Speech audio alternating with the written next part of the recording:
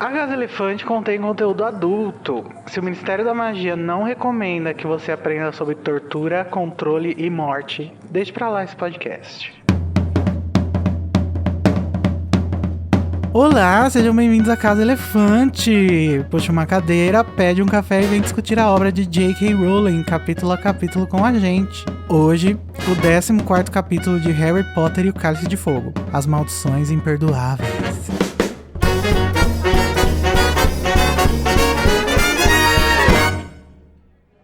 Os nossos episódios sempre levam em consideração tudo que já foi publicado, todos os acontecimentos dos livros e das coisas que a J.K. fala no Twitter, fala em entrevista, fala no Pottermore. Então, se você não sabe porque o Moody, ou melhor, o Crouch Jr., tá fazendo a linha Falciane com o Neville, volta depois de ter lido tudinho, tá bom? Eu sou o Igor Moreto, que ainda tô aprendendo a militar. Que mentira, eu sei militar muito bem.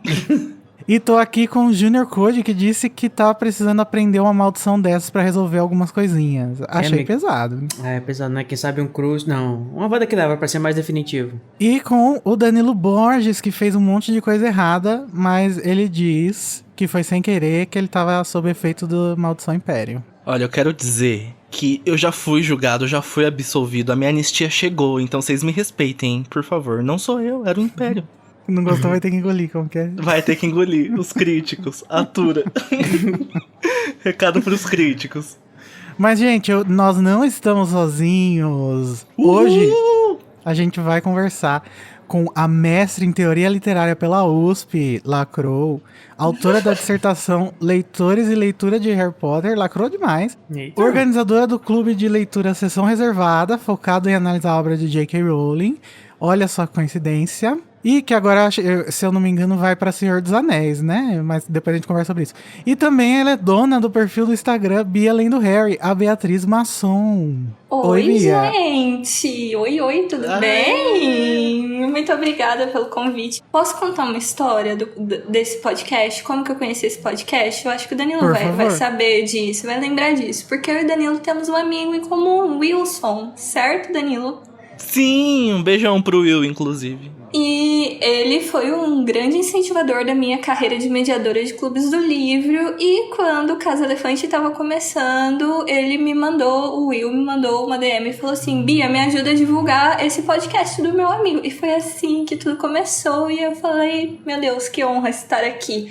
Porque eu vi começar e agora estou aqui. Eu tô muito feliz. Muito obrigada, gente. Eu tô ansiosíssimo pra você começar a leitura de Senhor dos Anéis. Porque aí o Danilo vai começar. Eu já comecei, eu tô indo, é que eu vou um pouquinho devagar, sim. Uma hora você acaba o primeiro capítulo, né, Danilo? O Danilo tá travado na floresta... No tom Bombadil? Eu tô com...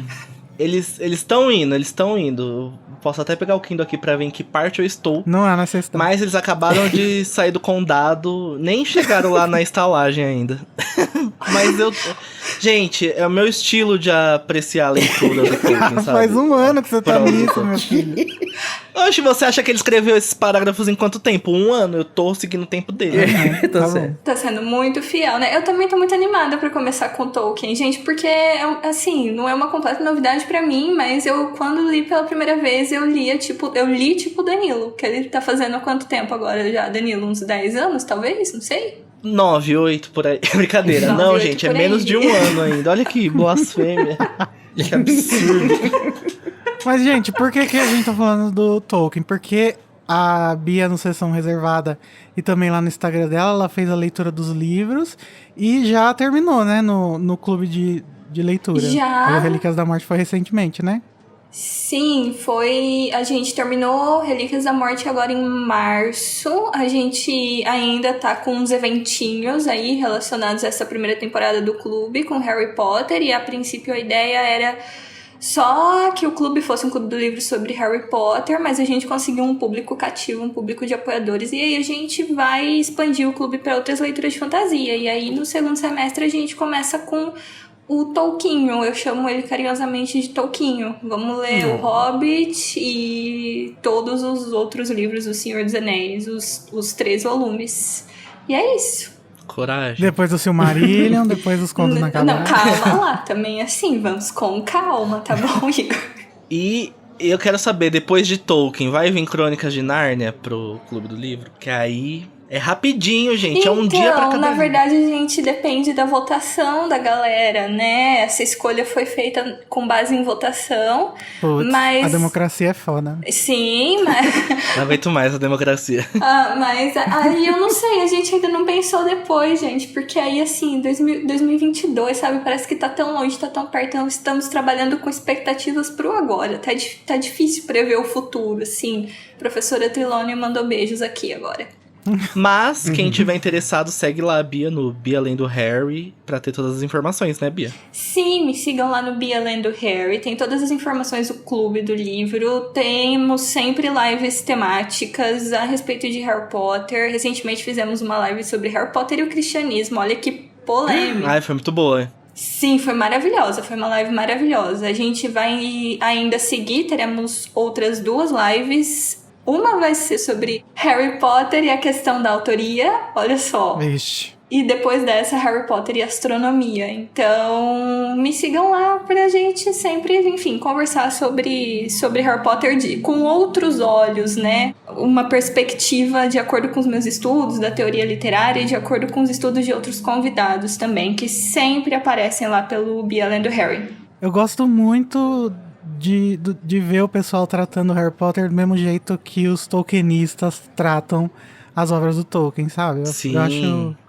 Eu acho que isso é a prova de que Harry Potter veio para ficar e é um clássico já, né? Atemporal. Um clássico atemporal, é isso, gente. E estamos aí para fazer esse papel, né? De levar Harry Potter a sério e estudar a obra a fundo, e é isso. Posso fazer só mais uma última propaganda? Juro que é a última. Claro.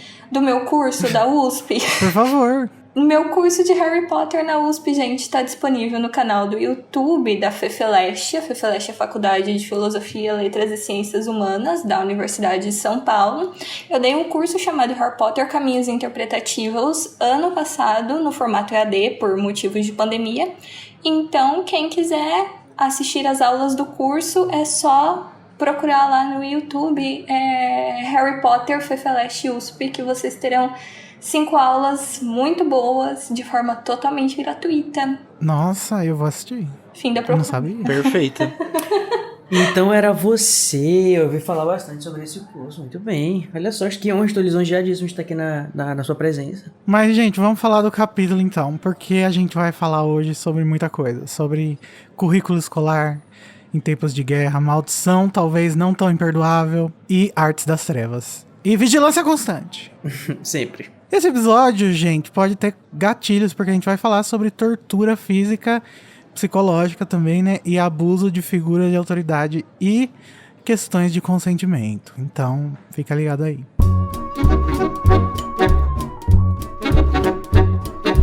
Gente, agora a gente vai para o duelo de resumos, onde hoje 3 participantes vão duelar pelo direito de iniciar a discussão do capítulo com uma frase da sua escolha. Ganha quem conseguir fazer o melhor resumo em menos de 30 segundos.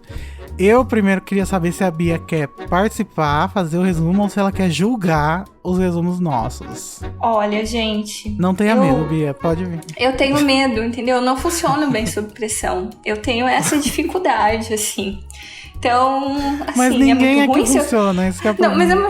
Não, mas tudo bem, se vocês quiserem que eu faça resumo, eu faço resumo, não tem problema. Vamos aí, tá? Eu faço resumo, vai. Tá bom. Depois da gente Não, você fica pressionar. pressionado. Odeio pressão. Mas você tem certeza que você não quer fazer? Então tá, a gente vai jogar 3 dados. Quem tirar o número maior vai poder escolher a ordem dos resumos. Primeiro, para a convidada Beatriz. Tirou 5. Olha. Meu Deus. Sortuda. Agora pro Danilo. 1. Que humilhação. E o Code. 1 também. Olha. Também. Tinha que ser Tinha da que Bia, ser. tava destinado. Bia, qual a ordem que você quer? Quem que você quer que comece? Eu quero que o Danilo comece. Ai, bacana, gente. Bem legal. Adorei a presença dela. Brincadeira, Luca, tudo bem. Depois da pressão, entendeu? Eu tenho que dar uma retribuída aí. Depois o Danilo pode ser eu, vai, eu fico no meio. Danilo Borges, você vai tentar fazer um resumo de 30 segundos do capítulo As Maldições Imperdoáveis em 3, 2, 1, já! O capítulo começa com os alunos da Grifinória super ansiosos para verem a aula do Moody. Chegam na aula, o Moody apresenta a eles as 3 maldições imperdoáveis. O Crucio, Império, Avada Kedavra. Ele tortura uma aranha, mostrando cada uma das maldições. O Neville fica muito abalado, o Harry também, porque foi a maldição que os pais deles morreram. Depois eles vão lá pro salão comunal fazer o dever de astrologia da Trelawney. Aí, o que acontece? A Hermione chega, eu tenho falha aqui. O Sirius manda a carta pra eles, assinado burramente com o nome dele, falando que tá voltando. Acabou. O Harry fica... Ai, ó, eu tô ficando cada vez melhor em resumos. Tô ficando cada vez melhor. Olha, muito bom. Ele começou muito pleno, de repente. O desespero vai batendo, né? Eu não consigo manter uma linha tênue. Bia, você tá preparada? Muito bom. Quer desistir? Não, mas... Nossa. Não, tudo bem, vamos lá. Não, vou passar essa vergonha aqui agora. Vamos lá. Então, Bia, você vai tentar fazer um resumo de 30 segundos do capítulo As Maldições Imperdoáveis em 3, 2, 1, já! Então, tava todo mundo muito ansioso pra ter aula com o professor /rockstar Moody, né? Todo mundo muito animado. Chega na aula, Moody apresenta as 3 maldições imperdoáveis. Ele comete atos de tortura contra uma aranha, causando gatilhos em vários alunos, como Harry e Neville. Na verdade, só Harry e Neville. Depois disso, Harry e Rony, eles fazem o dever de adivinhação. Hermione apresenta a proposta do Fale. Que beleza. Nem cheguei Mas no você Sirius. foi bem, Bia. Você foi não super passou bem. vergonha nenhuma. Se você ver os resumos do Luiz... Nossa, aí você passa mal de vergonha. Humilhação é aquilo. Que inclusive tá ouvindo a gente aqui na gravação. Um abraço, Luiz. Tá, então é sua vez, Code. Ai, eu não tô preparado, amigo. Nunca mais eu fiz isso. Como é que faz? Você, Code, vai tentar fazer um resumo de 30 segundos do capítulo As Maldições Imperdoáveis em 3, 2, 1, já! Beleza, eles têm aula de poções, o Neville furou não sei quantos cordeirão porque ele é incompetente, bichinho, o Snape ficou puto. Aí eles vão pra aula de defesa contra as artes das trevas, o Moody /Crouch ensina eles sobre as maldições perdoáveis. Ele pratica os feitiços em aranhas e fica todo mundo traumatizado. Aí eles vão pra sala de Grifinória, aí a Hermione apresenta o FLE e eles recebem uma carta do Sirius. E antes de dormir, aliás, ninguém consegue dormir. Acabou. Aliás, o Harry não consegue. Eu fui muito bem também, tava se fazendo. Muito Gente, bem. todo mundo chegou no mesmo ponto do capítulo, né? Uhum. Não, eu não cheguei, não. Eu parei no Fale, eu não cheguei na carta do Sirius. Tava quase lá, tava quase. Eu não sei o que eu faço. Tá muito difícil Joga uma ultimamente. moeda. Eu acho que o Code, ele falou ainda das aulas de poções que tinham acontecido, dos 7 caldeirões, que eu não e lembrava. do dormitório. Ah, mas isso foi depois, não valeu. Ah, foi depois? Não valeu? Não, mas ele falou das aulas de poções.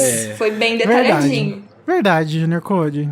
Você é o campeão. Parabéns. Palmas. Toma aqui seu biscoito. Aplausos. Ai, obrigado. Parabéns. É a primeira vez que eu recebo esse prêmio, tô muito feliz.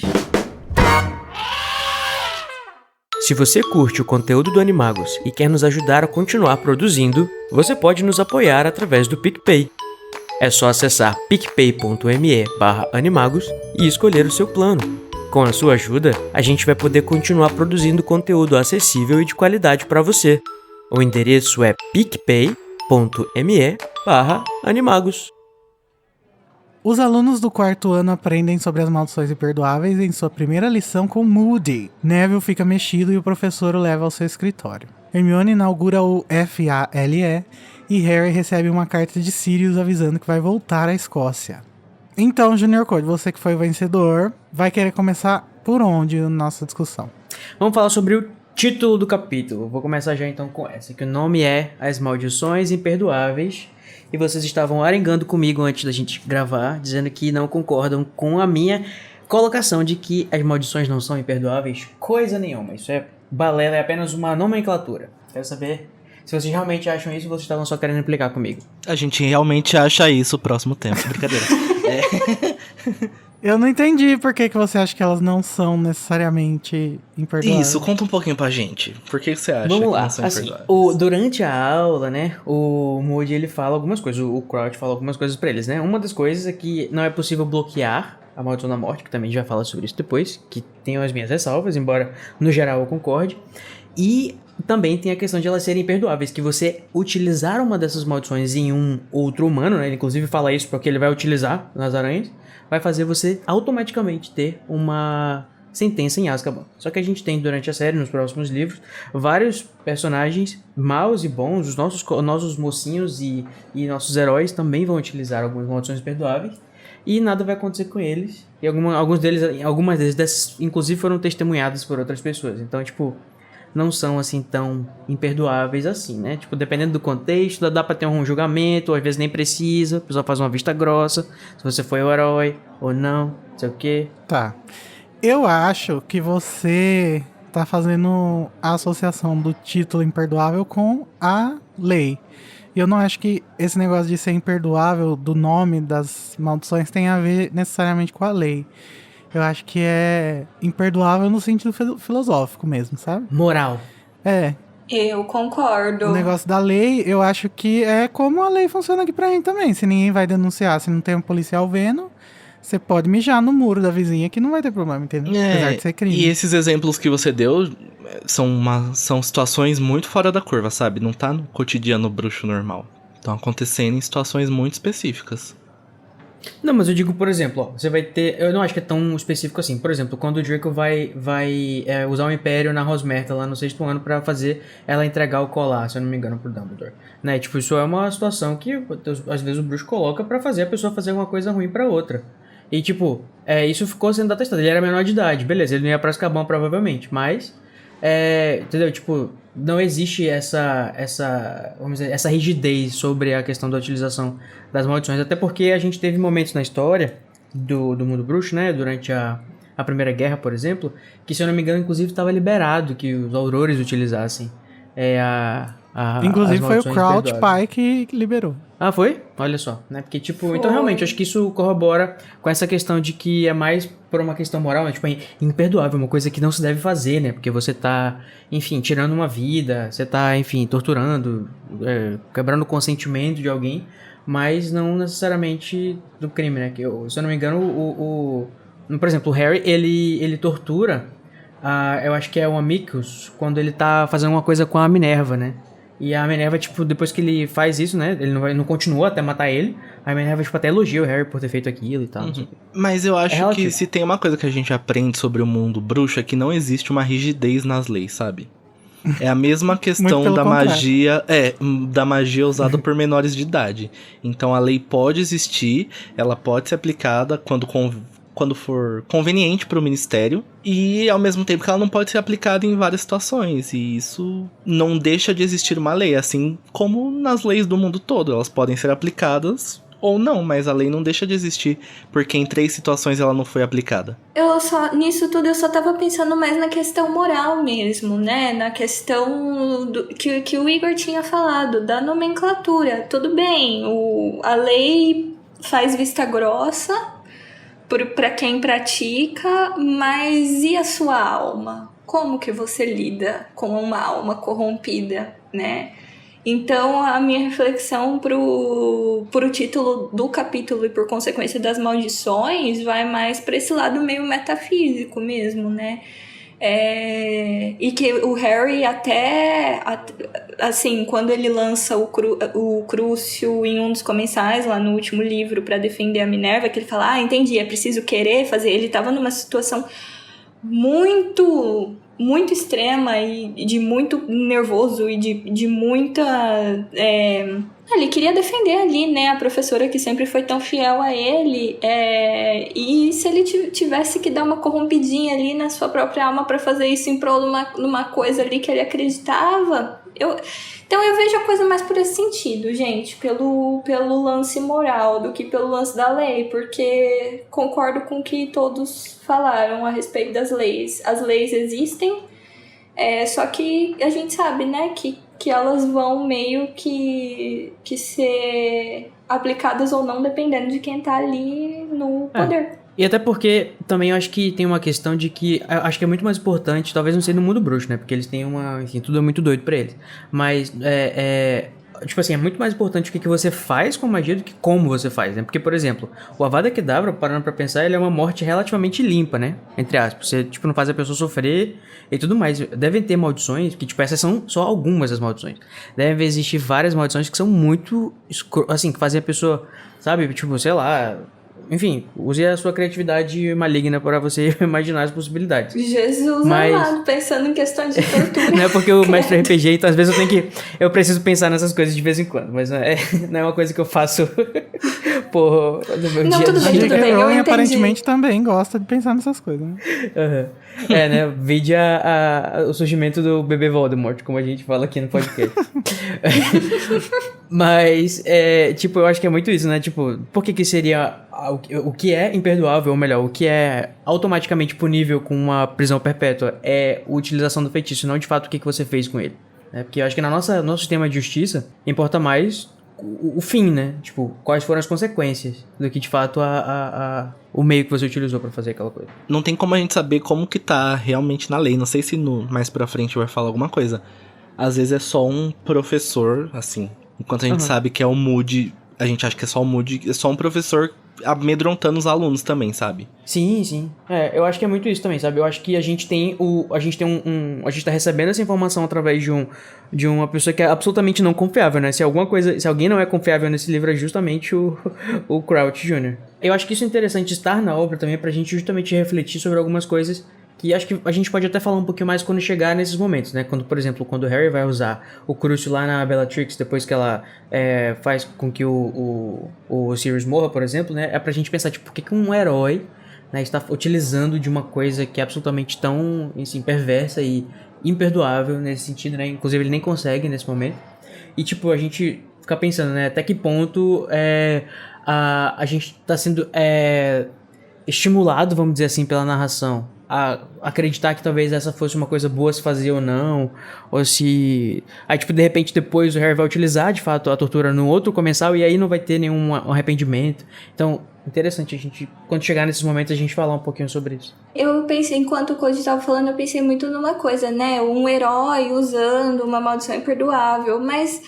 Será que o Harry, aquelas, né, da literatura que vai dar aquela problematizada, mas será que o Harry, ele é construído pra ser um herói, né, essa imagem perfeita de herói que não tem nenhuma falha moral? O Harry não é um anti-herói, isso a gente tem certeza, né? Isso a gente, ao longo da narrativa, a gente tem muita certeza que um anti-herói o Harry não é e que ele tem muitos valores virtuosos ligados a essa imagem que a literatura ocidental constrói de herói, né? Principalmente de se sacrificar pelos outros, coisas e tal.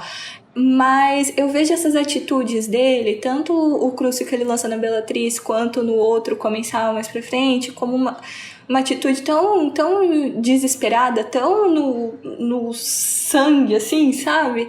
E, portanto, humana, sabe? Eu acho que isso dá uma subjetividade interessante pro personagem. Dá uma quebrada, né? Sim. E aí também porque o Harry, ele tem essa dualidade, né? Apesar de tudo, ele tem também, não só a parte do Harry que é negativa, que todo mundo tem, como ele também tem o Voldemort na cabeça dele, por boa parte enfim, da vida dele que a gente acompanha, né? Sim.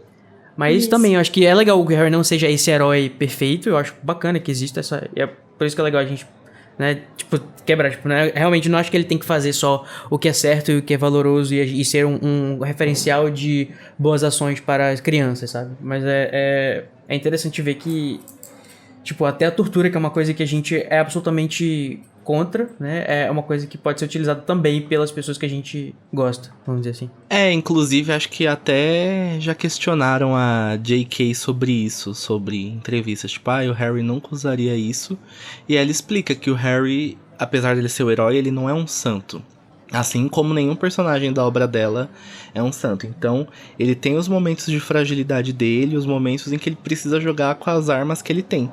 E é legal notar, por exemplo, que o Snape, que é uma figura que é totalmente... cinza. É uma figura que a gente já tem aquela desconfiança, a gente cresce achando ele meio... Tem gente que nunca perdoou ele, tem toda a polêmica em volta do Snape. A gente nunca vê o Snape usando um Crucio numa pessoa durante a obra, pelo menos. Tipo, não tem registro disso. Mas o Harry tem, então é interessante ver essa complexidade que a Bia falou de como os personagens são construídos e como às vezes eles fogem da caixinha que foi imposta ali pra eles na narrativa. E culturalmente também, né? Porque eu acho que tem uma visão sobre o herói de uma saga que às vezes é quebrado pelo Harry. A jornada do herói, ela não se encaixa exatamente no Harry, sabe? O Harry não é o He-Man que acaba o episódio e vai dizer: pois é, coleguinhas, né? Vejam como não é bom fazer tal coisa.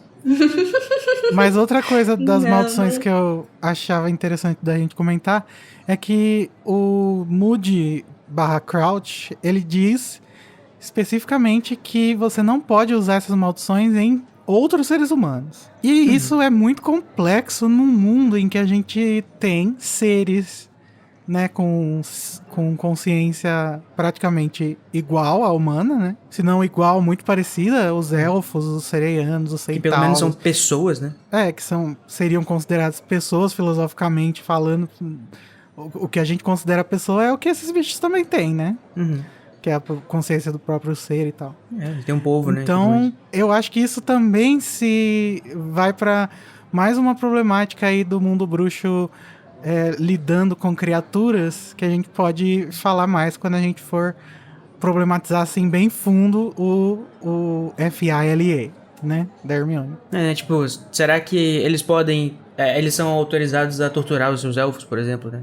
Tipo, não vai ter nenhuma... Provavelmente Então, sim, né? parece Porque... que sim, né? Acho que nem precisa, ou matar, né, torturar os elfos. Mas se eles precisarem, eles podem. Eu penso muito numa coisa, viu, gente? Eu acho que isso aqui, né, não claro, existem várias formas da gente ler, mas eu penso que a forma com que essa questão é posta nesse capítulo pode ser até uma provocação do narrador mesmo, né? Para a forma com a qual o mundo bruxo trata as outras criaturas que não humanas. Qual que é a política aplicada a essas criaturas, né?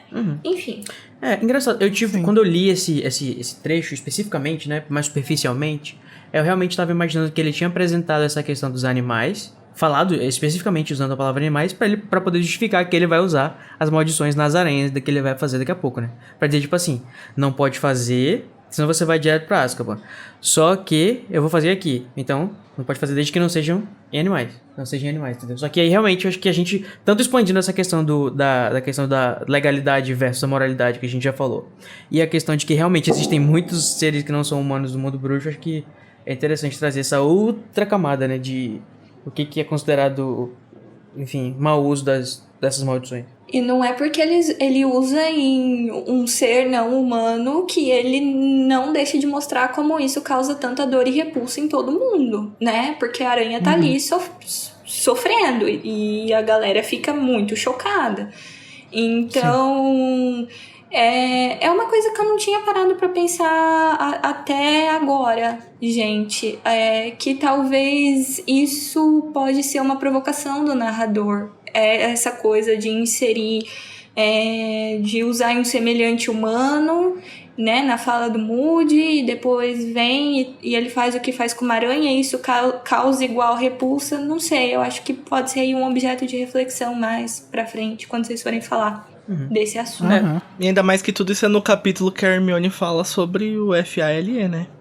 Sim. Acho que não é E é muito coincidência. interessante como que isso é apresentado também, porque, tipo, a gente tá falando sobre tipo assim, não utilizem humanos. De repente, na época do que o Voldemort estaria no poder daqui a alguns anos, né, um pouco mais, tipo assim, isso vai ser expandido pelo menos numa ideia pra, tipo assim, pode utilizar em nascidos trouxas e trouxas. Então, tipo, como que essa classificação, né, vai ser móvel, assim, de acordo com a Acho que a ideologia que tiver. Dolores, quando a Dolores tá fazendo o registro das varinhas lá em Relíquias, acho que tá meio que autorizado, né, a tortura nos nascidos trouxas. O mundo bruxo, ele é visto com muito amor por todo mundo que lê a saga, mas depois quando a gente volta e relê, a gente vê que é uma sociedade muito supremacista, né, os bruxos. A supremacia da magia, que para certas pessoas chega a nível de ser a supremacia do sangue puro, né? Não só da magia. Então, acho que isso é um assunto tão complexo que a gente pode deixar para falar bem mais quando a gente for falar sobre essa supremacia mesmo que os bruxos acham que tem sobre as outras criaturas que são tão humanas, entre aspas, quanto eles. Magic is might. Mas, gente, a gente falou tanto sobre maldições imperdoáveis, e quais são essas maldições? São, é claro, a Império, que em inglês é Imperious, a Cruciatus e Cruz, ou Crucio, né? Crucio é o encantamento, né? E o Avada Kedavra, muito conhecido, todo mundo conhece. Que é a praga letal. Sim, e pra demonstrar essas pragas, o Moody pergunta pros alunos quais alunos conhecem, né? O Neville, a Hermione e o Rony levantam a mão, e aí cada um deles fala um deles. O Rony fala sobre a Império, e sobre como na época que o Voldemort tava metendo louco lá no mundo bruxo, o povo que era preso falava que tava sob o Império, né? Inclusive o Lúcio Malfoy se safou com essa desculpinha, né? Deslavado. Mas, Junior Code, conta um pouquinho pra gente sobre a etimologia da palavra Império. Império é aquela novela da Globo. Não é cerveja também, amigo? Oxe, aqui não tem cerveja de Império, não. Aqui tem. Enfim, é uma palavra que a gente conhece muito no português, né? Que tem a questão do imperador, a própria palavra império, né? Também que diz respeito a quem tem poder, né? Então a gente tem essa palavra que significa eu comando, né? Eu tenho poder, né? Com imperio, do latim. A JK adora colocar um latim e fazer umas misturebas nos feitiços dela. Inclusive, ela falou já sobre isso, né? O fato dela usar latim. No Festival do Livro de Edimburgo, em 2004, a Rowling falou o seguinte: o meu latim não é muito bom, mas isso não importa, porque os feitiços antigos são uma imitação do latim. Uma mistura de línguas estranhas que acabam virando um feitiço. Isso me fez ficar pensando muito sobre aquela relação entre a aula de feitiços e a aula de gramática. Mas enfim, depois a gente fala sobre isso. A J.K. continua: assim que eu uso. Às vezes você vai encontrar alguma coisa no meu latim que tá gramaticalmente errada, mas é raro. Em minha defesa, latim já é uma língua deliberadamente estranha. O latim perfeito não é um meio muito mágico, né? Eu gosto. E assim ela se exime de qualquer erro que ela possa ter cometido e dizer que... Como sempre, né? Lacrou. Não, mas o mais legal dos feitiços serem latim é porque quando a gente, sei lá, depende da experiência de cada pessoa. Às vezes uma criança lendo Aquamente e vê que o feitiço é feito pra água, pra quem é falante de línguas que vem do latim, é uma coisa meio óbvia. Mas eu fico imaginando pros falantes das outras línguas, que realmente existe um esforço maior pra memorizar esses feitiços. Tipo, pra quem fala português, por exemplo. Os feitiços são meio óbvios, parecido, assim, sabe? Eu acho que deve ser um pouco parecido pra gente, Danilo, as palavras que vêm do grego, né? Que a gente escuta elas e, tipo, a gente realmente só vai descobrir o que elas significam se a gente estudou da onde que vem, sei lá, logos, porque a gente não tem na nossa... Sim, verdade. No máximo as que variaram, né? Que a gente vai saber do português que veio do grego. A Avada Kedavra mesmo, né, gente? É muito diferente. Tipo, é engraçado que realmente a maioria dos feitiços que vêm do latim, eles significam alguma coisa em português já, né? Tipo assim, prontinho, do jeito que tá lá a gente já entende, né? Tipo, silêncio, ou então o próprio império, né? Acho que dá pra remeter bacana. Engorjo. Nossa, sim, total. Isso. E tipo, aqueles que não tem, que a gente fica, ué, mas de onde que veio isso aqui que eu não tô reconhecendo essa palavra? Verdade. E o que é legal do Império, especificamente, né, é que ele é, assim, eu imagino que ele seja considerado imperdoável, né, e uma coisa extremamente cabulosa, porque ele tira toda a agência da pessoa, né, você para de ser um ser que é responsável pelas suas ações, e você tem que obedecer o seu mestre, né, você vira um thrall, né, Fantoche. Um fantoche do bruxo, né? Ela não é uma maldição que é absolutamente impossível de você se proteger, mas você precisa ter uma noção muito certa de quem você é e do seu caráter e ter muita força de vontade pra conseguir resistir, né? Porque eu imagino, né? Porque quando você tá sob efeito do Império, como a gente vai descobrir um pouco mais pra frente, né? Você tá como se estivesse inebriado, com uma sensação de que você tem que fazer aquilo e aquilo vai te trazer muita felicidade, aquilo que faz sentido você fazer. Enquanto você tá nesse transe na cabeça, você tá fazendo tudo que o teu mestre está mandando. Só que a forma de resistir é você saber que você realmente... Será que você realmente quer fazer aquilo? Então acho que ele é interessante, a gente pode trazer pra debater um pouquinho a questão sei lá, até da questão de consentimento, né? De você querer, o que você quer fazer, ou se você faz porque alguém tá te obrigando e tudo mais. É, complexo. Que além da tortura em si, né? As coisas horríveis que os bruxos devem usar fazendo império, né? Tipo, pra tirar a consciência da pessoa. Com certeza. E também a questão de que você pode...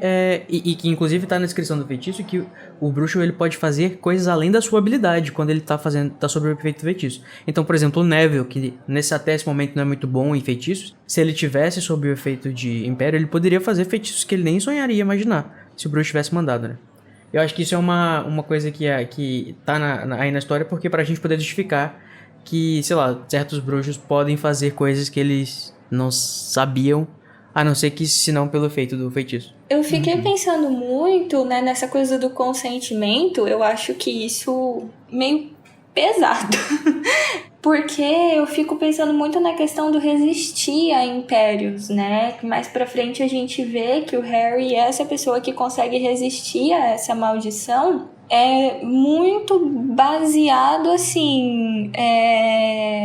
Ele tem muita consciência de quem ele é, do que ele quer fazer e principalmente do que ele não quer fazer. Por isso que ele consegue resistir. Então, eu fico pensando muito que, por exemplo, não é à toa que o Harry, já muito jovem, é esse personagem, que é o personagem que consegue resistir a uma ordem vinda aí de algum mandante, de alguém mandando, de algum mestre, dada a carga de experiência que ele tem, né, no mundo bruxo, e dado o caráter dele mesmo. Então, enfim, eu acho que para algumas pessoas pode levar aí alguns anos de prática para conseguir resistir a impérios. Deus me livre a pessoa ter que ficar praticando resistência a impérios durante anos da vida dela. Não é isso que está em questão, mas falando da narrativa em si, eu acho muito simbólico que o Harry consiga resistir, por ele ser muito fiel aos próprios princípios, sabe?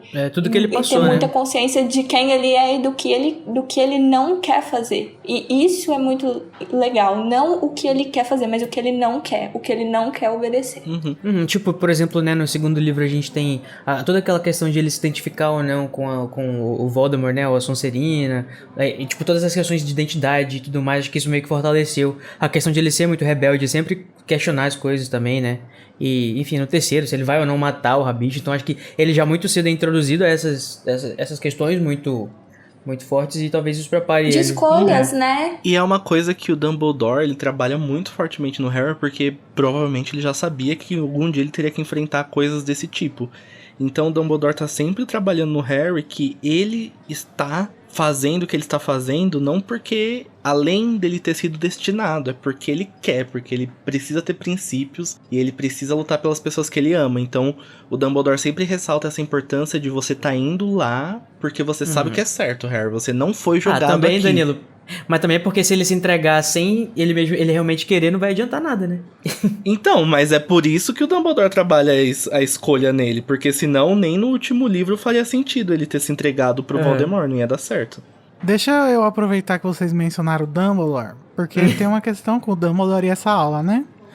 Porque o Moody diz que o Dumbledore autorizou que ele mostrasse esses feitiços para os alunos do quarto ano, mas que isso naturalmente o MEC bruxo manda mostrarem só para os alunos de Niemes, né? E eu acho interessante, eu acho que pra gente que já leu, entende ou subentende que o Dumbledore provavelmente fez isso porque ele já tá vendo a guerra chegando, né? E principalmente depois da visão que o Harry relatou pra ele que viu a Trelawney tendo no terceiro livro. E vocês acham que não? Vocês acham que existe a possibilidade de não ser isso?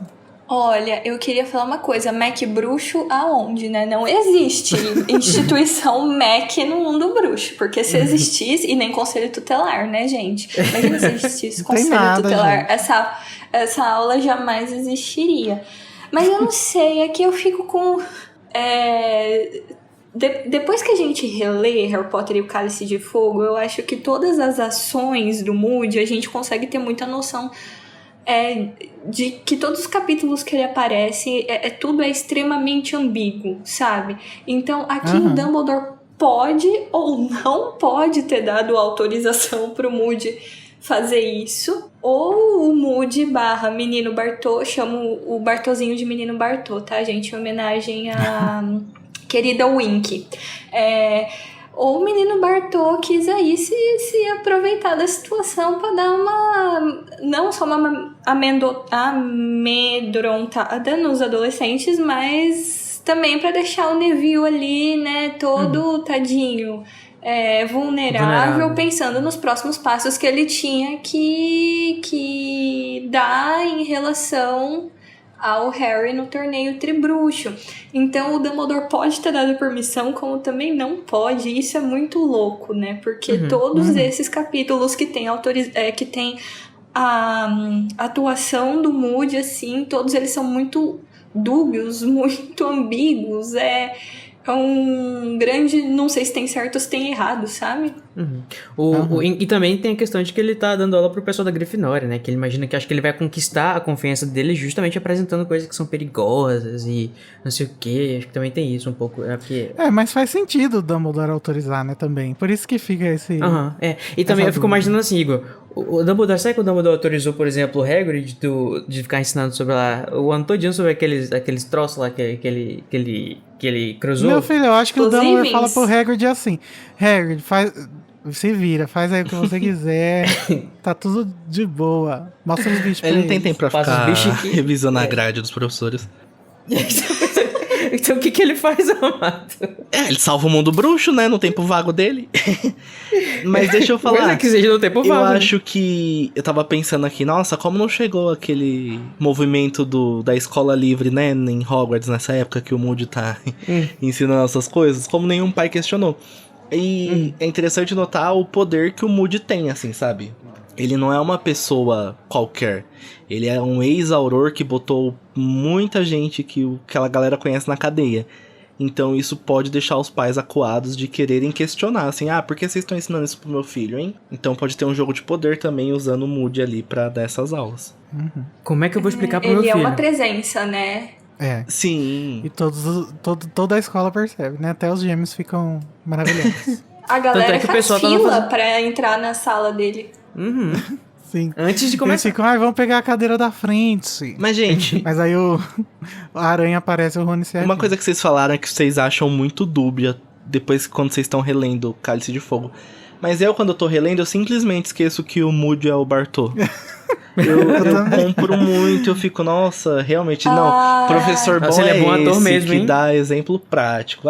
Mas nessa releitura eu tô me esforçando muito pra toda vez que aparece Moody no livro eu trocar pra Bartô. Eu não consigo, eu simplesmente... é o Moody mesmo. Amigos, posso dar um conselho? Conselho, assim, de prof de literatura. Nunca confia no narrador, nunca. Já aprendemos isso lá no Dom Casmurro. Mas eu acho engraçado, né? Que com Harry Potter a gente cai em muitas coisas. Opa, se manipula. Ou seja, gente, nunca confia na JK. Eu não consigo não confiar no narrador. Eu confio em Dom Casmurro, eu vou xingar a Capitão no Twitter. Brincadeira, gente, tá? Não me cancela. Os livros da J.K. lá do Cormoran Strike, gente, eu nunca consigo adivinhar o que tá acontecendo. Eu só vou lendo, só. Eu nem tento. Eu nem me esforço. Não me esforço. É muito personagem. Não consigo. Eu pensava que a graça de você ler uma coisa investigativa era você acompanhar as pistas junto com às vezes com a narração. mas às vezes não A graça pra mim é ser surpreendido. Eu odeio descobrir antes quem é. Nossa, eu amo. Eu falei, nossa, não acredito. Pra você ver como é que pessoas são diferentes. Né? O Mordomo, de novo. O 10º livro que é o Mordomo. E eu, nossa. Com castiçal. Mordomo com castiçal matando coronel mostarda.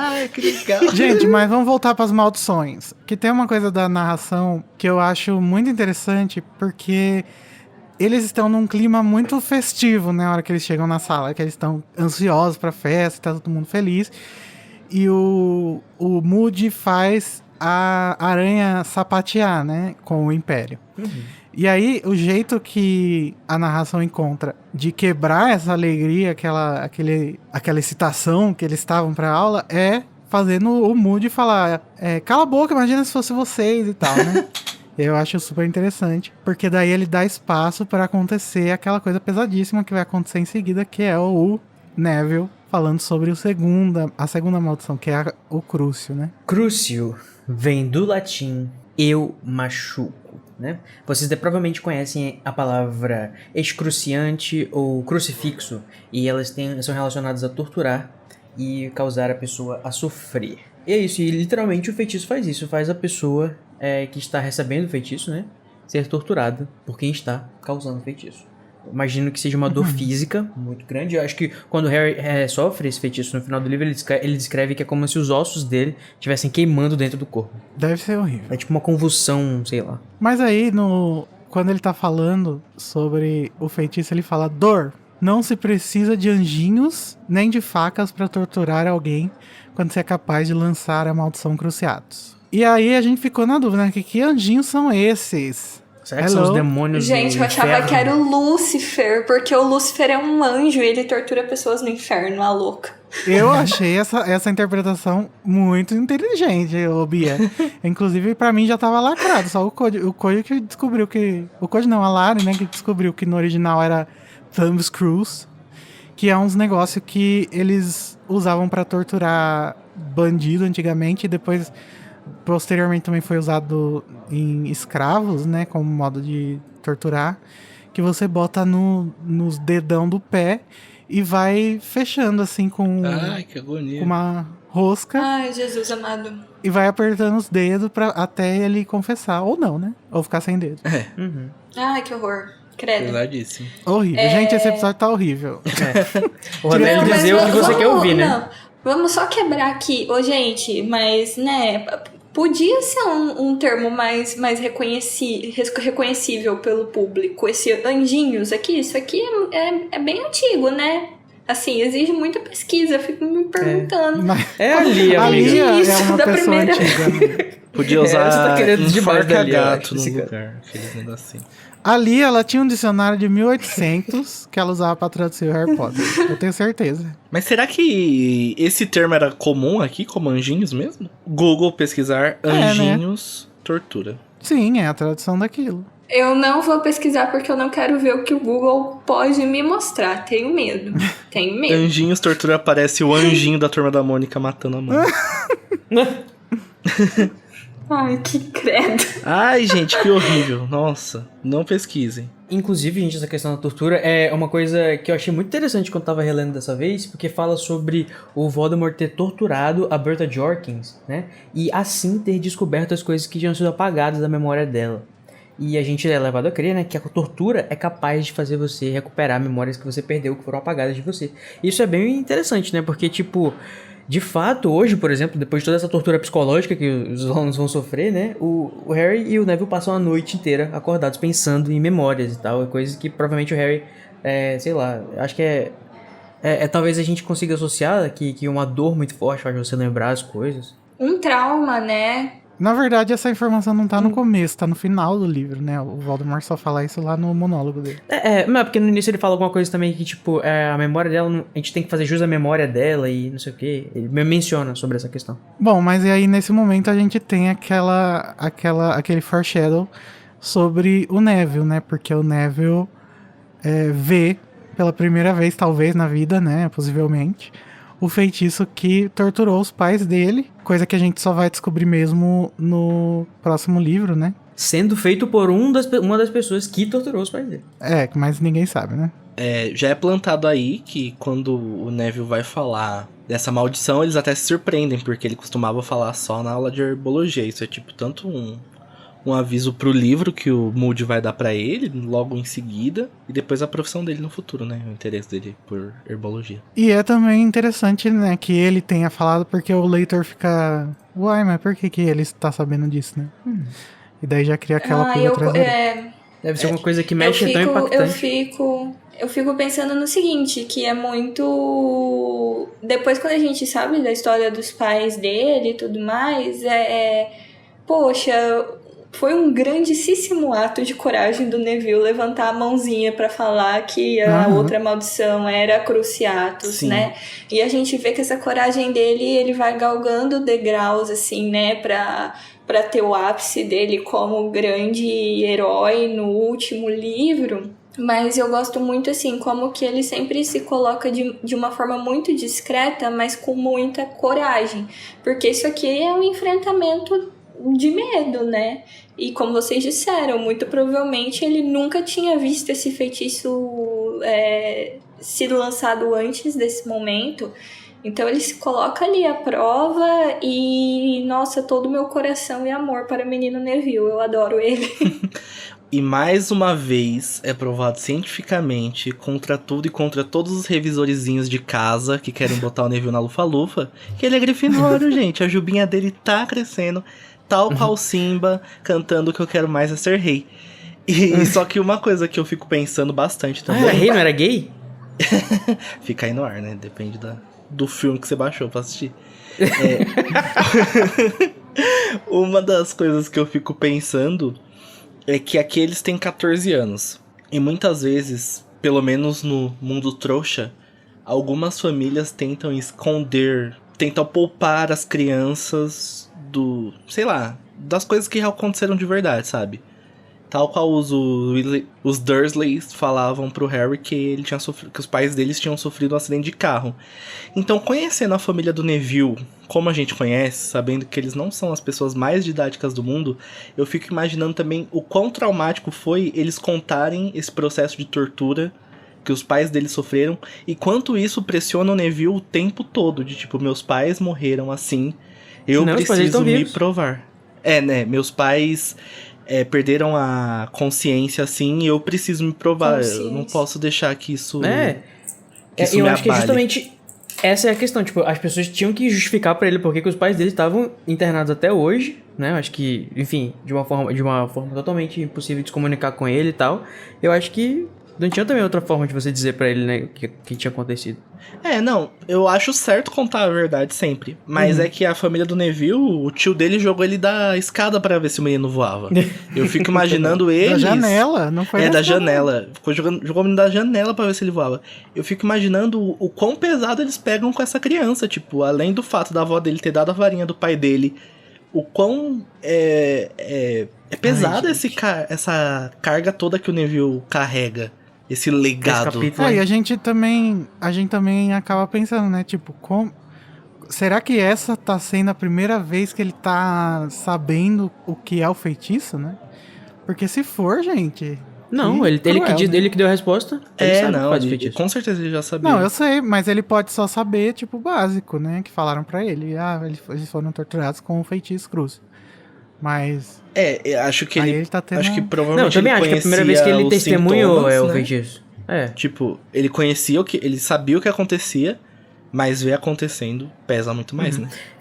A narração do livro diz que a aranha não faz nenhum som, né, enquanto ela tá sendo torturada. Inclusive, o Crouch Jr., ele deu uma aumentada na aranha pra poder ficar mais claro ainda a tortura que ela tava passando. Só que no filme eles colocaram um barulhinho também, que ajuda a você ficar tipo, caralho, que foda, que escroto. Inclusive, no filme, essa cena é muito boa. Eu gosto bastante. Eu gosto de como a câmera se mexe, explicando assim, mostrando a relação entre o Neville e a Maldição Cruciatus e o Harry e a Avada Kedavra. Esse filme é muito bom. Próxima maldição é a conhecidíssima...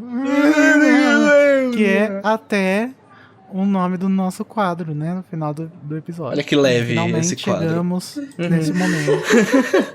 Tá uma delícia esse capítulo hoje, tá? Só coisa boa, só uma energia positiva. Calma, gente, já vai acabar tá a depressão. leve, tá tranquilo. Olha, coitada da Bia, a gente podia ter chamado ela pro episódio do sorvete, do Flora Fortescue, não. Chamamos pra maldição. Não, gente, mas já tá acabando vamos. essa fase, tá tudo bem. E aí, Code, conta pra gente como que todo esse livro que existe sobre a Avada Kedavra. Então, o nosso feitiço Avada Kedavra é um daqueles nomes que a gente olha e fala, ué, que isso, não é latim. Porque realmente não é latim, mas a gente pode reconhecer uma palavra parecida, né, que a gente usa na nossa magia para crianças, que é um feitiço inofensivo, bonitinho, que se chama Abracadabra, um toque vira mágica, né, aquele filme da Xuxa. E presente em vários, enfim, feitiços de mágicos e tudo mais. É porque eles vêm do mesmo lugar, né? Aparentemente, a palavra Avada Kedavra, na realidade existem várias teorias para o surgimento dessa palavra.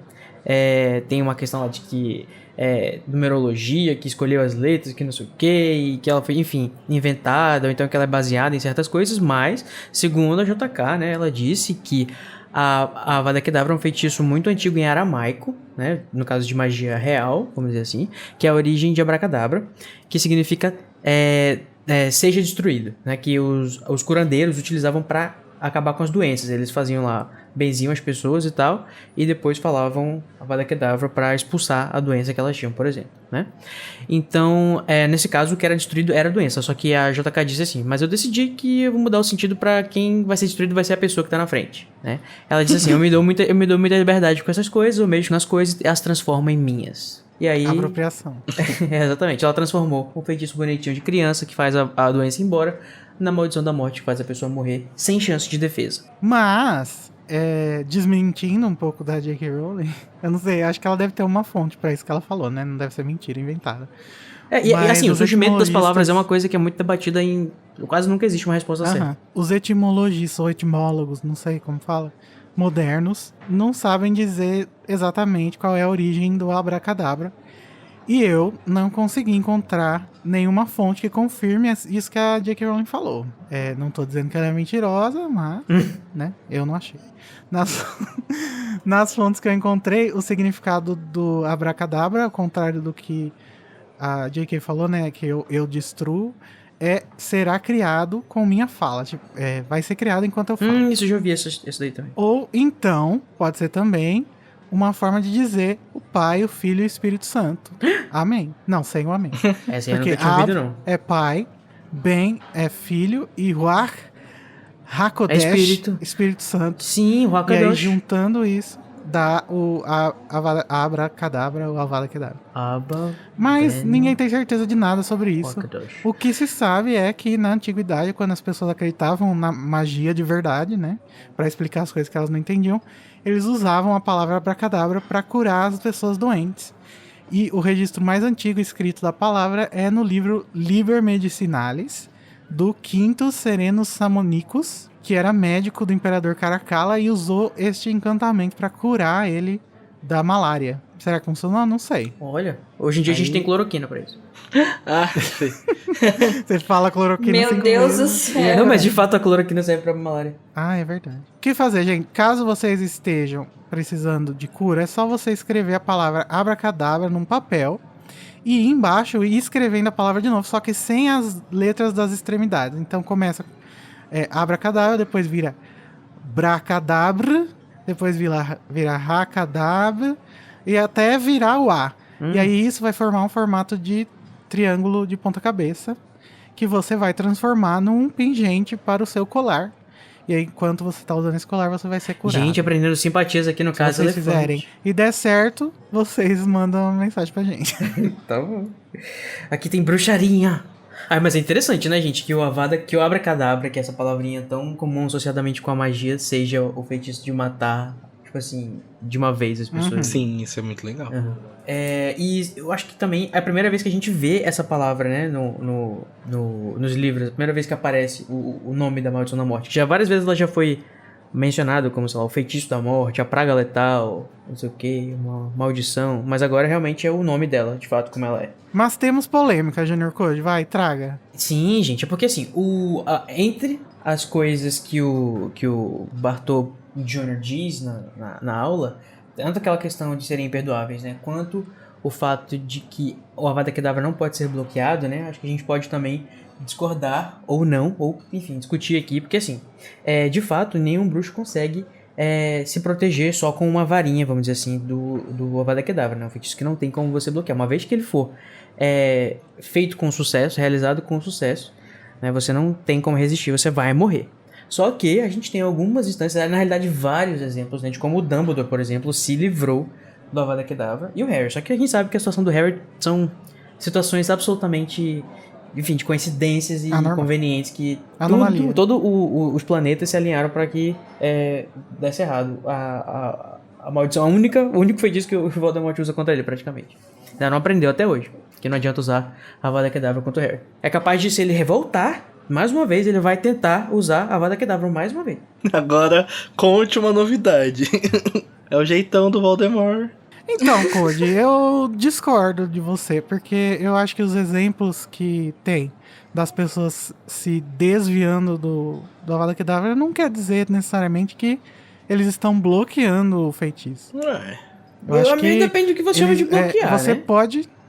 Ué, pra mim bloquear é, tipo, você fazer... Encontrar feitiço, né? Usar um Feitiço escudo. pra ele não. Você fazer um você escudo, e é feitiço. exatamente o que o Dumbledore faz. Várias vezes ele coloca escudos na frente. Não é um Não. escudo mágico, ele Não. pega uma coisa e coloca na frente, mas ele tá bloqueando. Eu tô só Por discutindo a exemplo, semântica é da que eu- palavra bloquear. Mas eu acho que o Moody tá falando de contra feitiço. Não tá falando. Lógico. Se você pegar uma montanha pra na sua frente, é lógico que não vai chegar. Mas acho que ele imagina que seja óbvio, né, pras Bom, crianças. quando você diz que não é possível evitar ou bloquear, há a interpretação sim de que nenhuma montanha poderia impedir. Caso fosse isso a realidade, Tá bom, você ia dizer pra pode mim, é ter. lógico que não sei o quê. Não, pode ter essa interpretação aqui, mas no decorrer da série a gente sabe que não é assim, tá?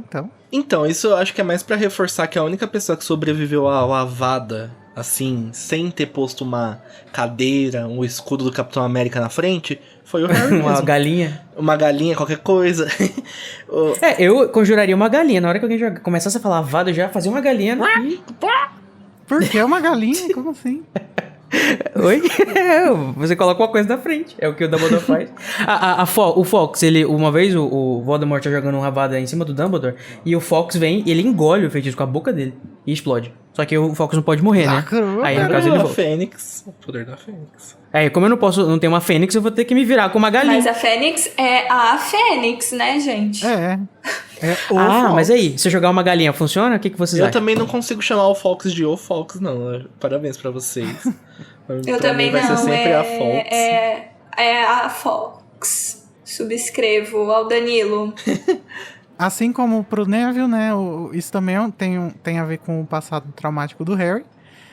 E também deve ser a primeira vez que ele vê esse feitiço sendo feito, ou até mesmo falado, né? Porque até agora a gente não sabia do nome dele na série. Só sabia que era um jorro de luz verde, né? E só. Sim, é legal Sim, isso. no primeiro livro ele chama de Praga da Morte. Praga letal. Mas é Praga muito legal letal. isso, que a gente vai sabendo em todos os outros livros, mais ou menos, como que foi o feitiço que matou os pais do Harry. Que o Harry foi a única pessoa a sobreviver, mas definitivamente a gente só vai saber a forma e como ele acontece agora, né? A gente descobre junto com o Harry. Vocês acham que o fato de Harry ter escutado esse feitiço pode ter feito alguma coisa psicologicamente, sei lá, neurologicamente na cabeça dele, alguma associação específica? É claro que não é só o fato da menção da coisa em si, vai fazer ele pensar nos pais e como eles morreram. Mas será que tem alguma coisa sobre mas o isso nome tá do até- feitiço? Não, mas descrito gente, lá mas no isso capítulo.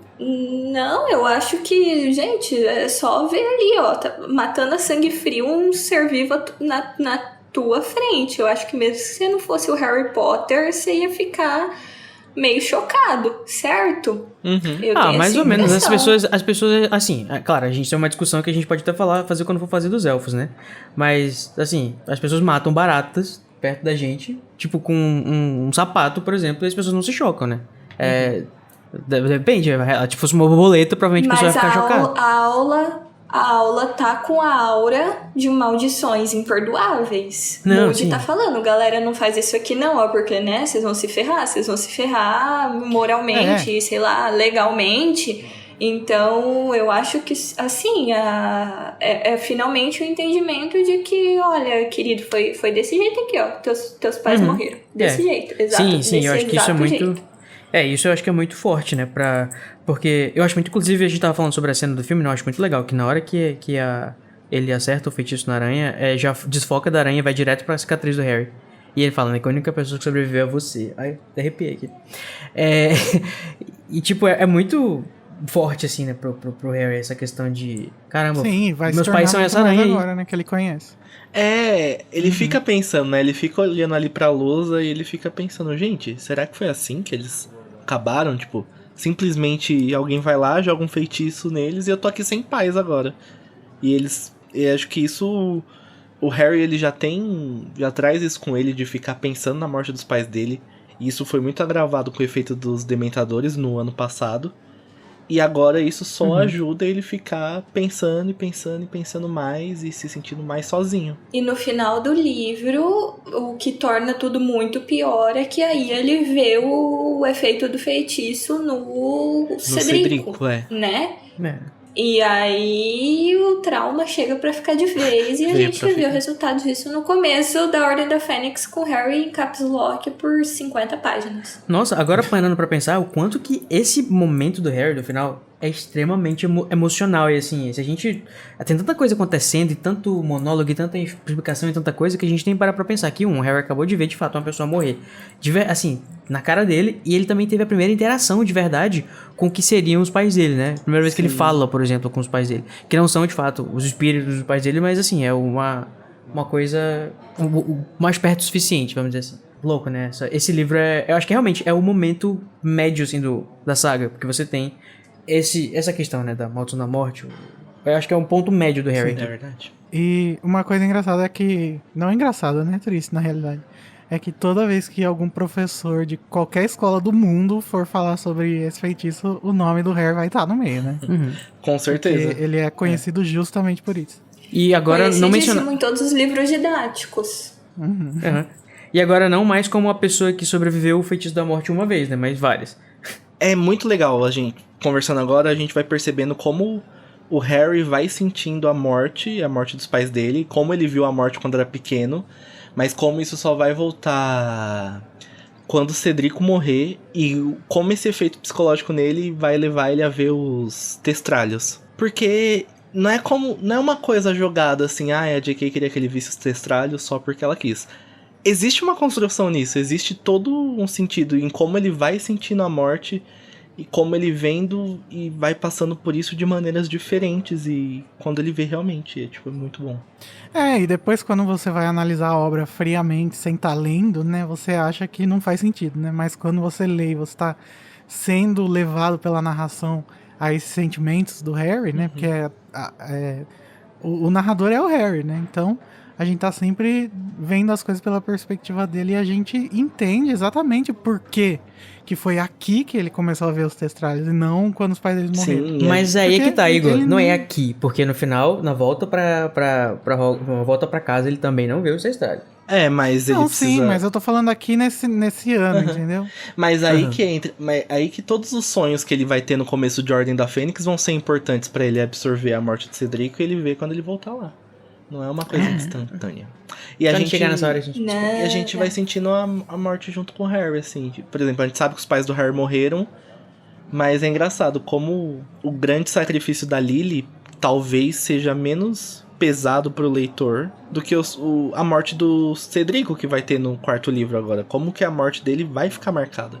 Ainda mais que é o começo da contagem de corpos, né, em Harry Potter. O Cedrico ali, oficialmente. Que horror! mas o duro é que é verdade. Não, é que enquanto vocês estavam falando, sabe o que eu tava pensando? Eu acho, se eu não tô enganada, tá, gente?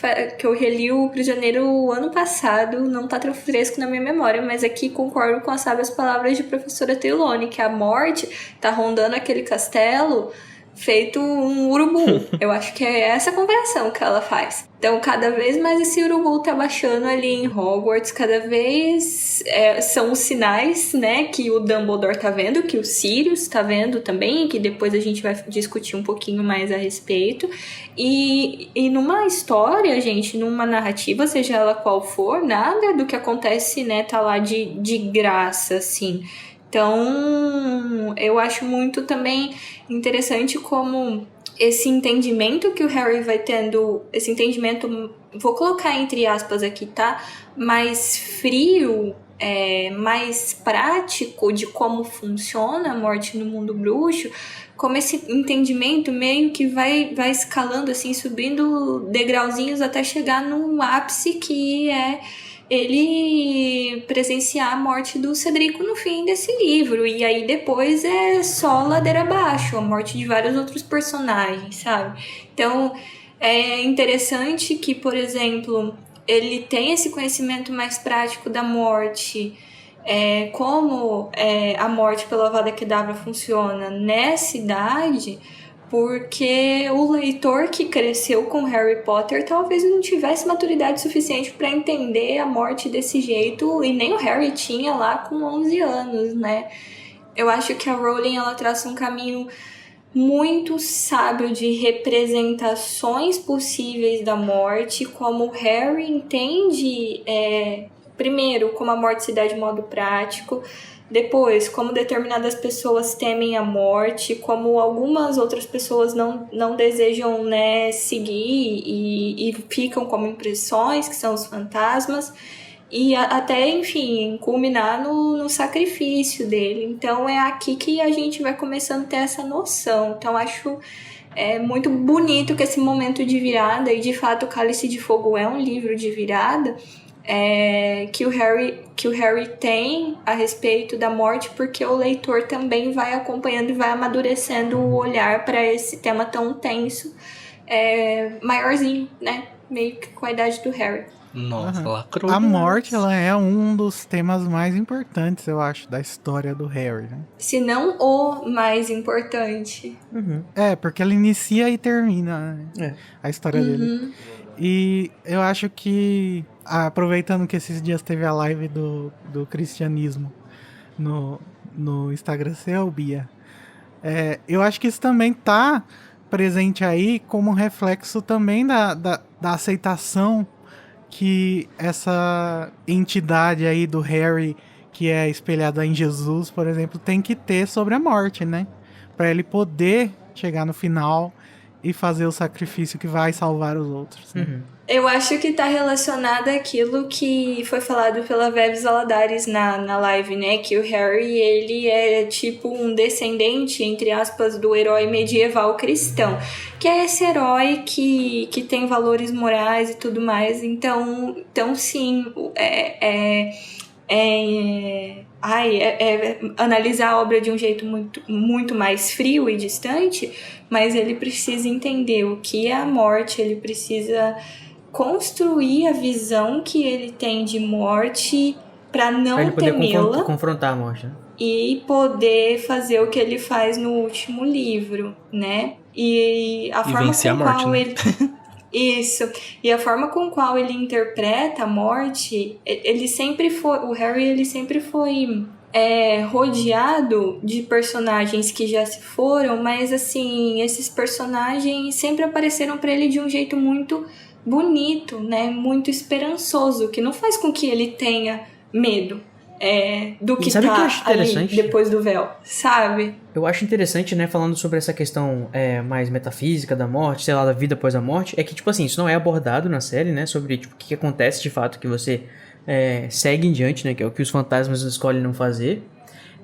E, tipo, nenhuma das vezes que as pessoas que morreram voltam, ou pelo menos as impressões delas, né, que são, enfim, quando lá no Prior Incantatem, ou com a Pedra da Ressurreição, nenhuma delas fala que, tipo, aqui tá tudo bem, ou quando o Harry não morre, tipo, pensando que ele vai se juntar, sabe, aquelas pessoas de novo, que ele vai reencontrar de novo, então não tem essa mensagem nem tão positiva, nem tão negativa sobre a morte, é uma coisa realmente bem simples, né? Tipo, você vai morrer, não tem uma, sabe, uma... É em aberto, né, na verdade. É verdade, isso. O pós-vida em Harry Potter, ele é uma interpretação em aberto, porque se a gente vê como determinados personagens olham pra morte e pro pós-vida, a gente não tem uma interpretação só.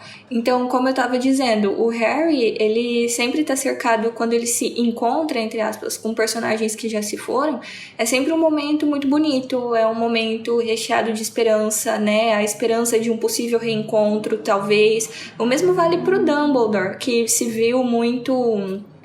como que eu posso dizer? Ele se viu muito curioso pela Pedra da Ressurreição mais pra frente, então ele tem essa esperança de se reencontrar com seus.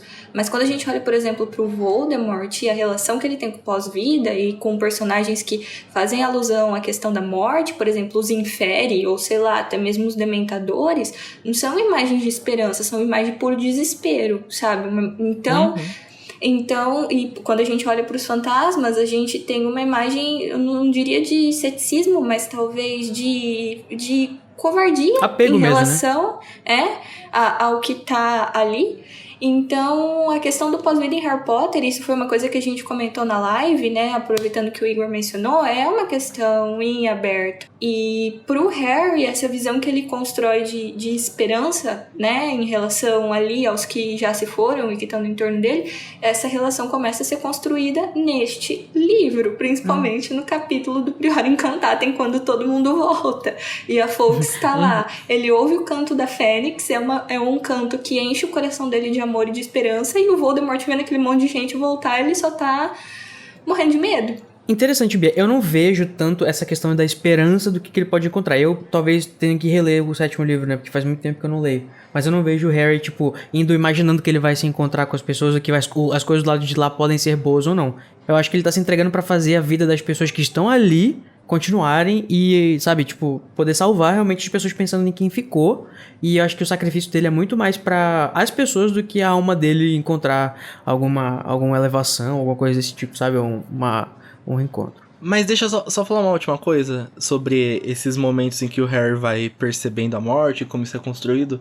É muito legal que lá naquele último capítulo lá, antes dele se entregar pro Voldemort em Relíquias da Morte, o narrador vai mostrando como ele tá sentindo cada sentido dele muito aguçado, sabe? Ele sente cada partezinha do corpo dele, então antes dele se entregar, ele se sente muito vivo. Isso é muito bonito. Perfeito. Harry Potter nunca errou. E graças a ele a gente tem várias pessoas que sobreviveram. J.K. Rowling, bota a letra Lestrange Fantasma no Animais Fantásticos. Ai, não sei se eu quero, mas... a letra fantasma. Deixa ela ir, Igor. Essa é a mensagem. Bom, gente, mas tá, vamos parar de falar dessas maldições que tá pesado o clima, muito tempo de pesação de clima. Vamos falar agora sobre o projetinho pessoal novo da Hermione, porque enquanto eles estão lá no salão comunal da Grifinória, várias coisas estão acontecendo, né? O Fred e o George estão num canto, fazendo alguma coisa secreta, que a gente vai saber depois que eles estão mandando uma carta meio que subornando o Lulu Bagman, falando que ele precisa pagar o que ele está devendo por causa da aposta da Copa. Caloteiro! Os meninos também estão fazendo lição de adivinhação, em que eles decidem inventar as coisas porque eles não estão conseguindo chegar a lugar nenhum. E eles acabam prevendo as tarefas do torneio Tribruxo. Mas, vocês sabem que eu sou um taguista, né? Então, o que eu acho, na verdade, é que isso daí é só uma piadinha que a Rowling colocou pro leitor que volta pra reler. Eu não acho que eles realmente estejam prevendo as coisas, até porque, né, eles não são... eu acho que tem até um termo pra isso, que é quando o autor meio que coloca o que vai acontecer, mas não porque é intencional, não porque o Harry e o Rony adivinham, é só uma rimazinha que ele tá fazendo ali, sabe? Até porque falta talento pra adivinhação ali, né, gente? Falta. São céticos demais. Mas por quê? O que acontece? Quando eles estão inventando as mentiras, o Harry fala, bom, na segunda-feira eu vou correr perigo de fogo, de me queimar. Essa é a primeira tarefa, né? Daí o Rony fala, terça-feira eu vou... Daí o Harry sugere, perder algo valioso. E aí é a segunda tarefa, né? Que o Harry perde algo valioso, que inclusive é o próprio Rony. E aí o Rony sugere mais uma mentira pro Harry colocar na tarefa dele, que é... Por que você não leva uma punhalada pelas costas de alguém que você pensou que fosse seu amigo? Que é o que acontece na terceira tarefa. Né? Só faltou ver o Neville tropeçando, o Cedrico tropeçando pra ler a morte dele lá no final. Que horror. O apanhador da Lufa-Lufa caiu no... Um apanhador da Lufa-Lufa quebrou a vassoura no ar. Caiu. Mas, gente, vamos falar sobre aquilo que tá chegando e que finalmente chegou. Que é o... Eu me impressiono que a gente conseguiu até agora não chamar de Fale, mas a gente vai ter que chamar de Fale, né? Que é o FALE. Fale. Em inglês, SPEW. E o nome significa Fundação de Apoio à Libertação dos Elfos Domésticos. Em inglês, Society for the Promotion of Elfish Que, Welfare. inclusive, as letras, né? Se você lê de uma vez, que nem a gente fala Fale, né? Pro FALE, soa que nem spew, que é tipo vômito. E é muito mais legal em inglês, né? Porque inclusive, Fale, você eu lê tenho Fale. algumas alternativas aqui, deixa eu ver se eu vou achar, de palavras que eu inventei pra serem o FALE um pouco mais escatológico, vamos dizer assim. A primeira alternativa que eu criei, aquele que eu inventei, era FED, F-E-D-E, que é Frente Elfos Domésticos Emancipados.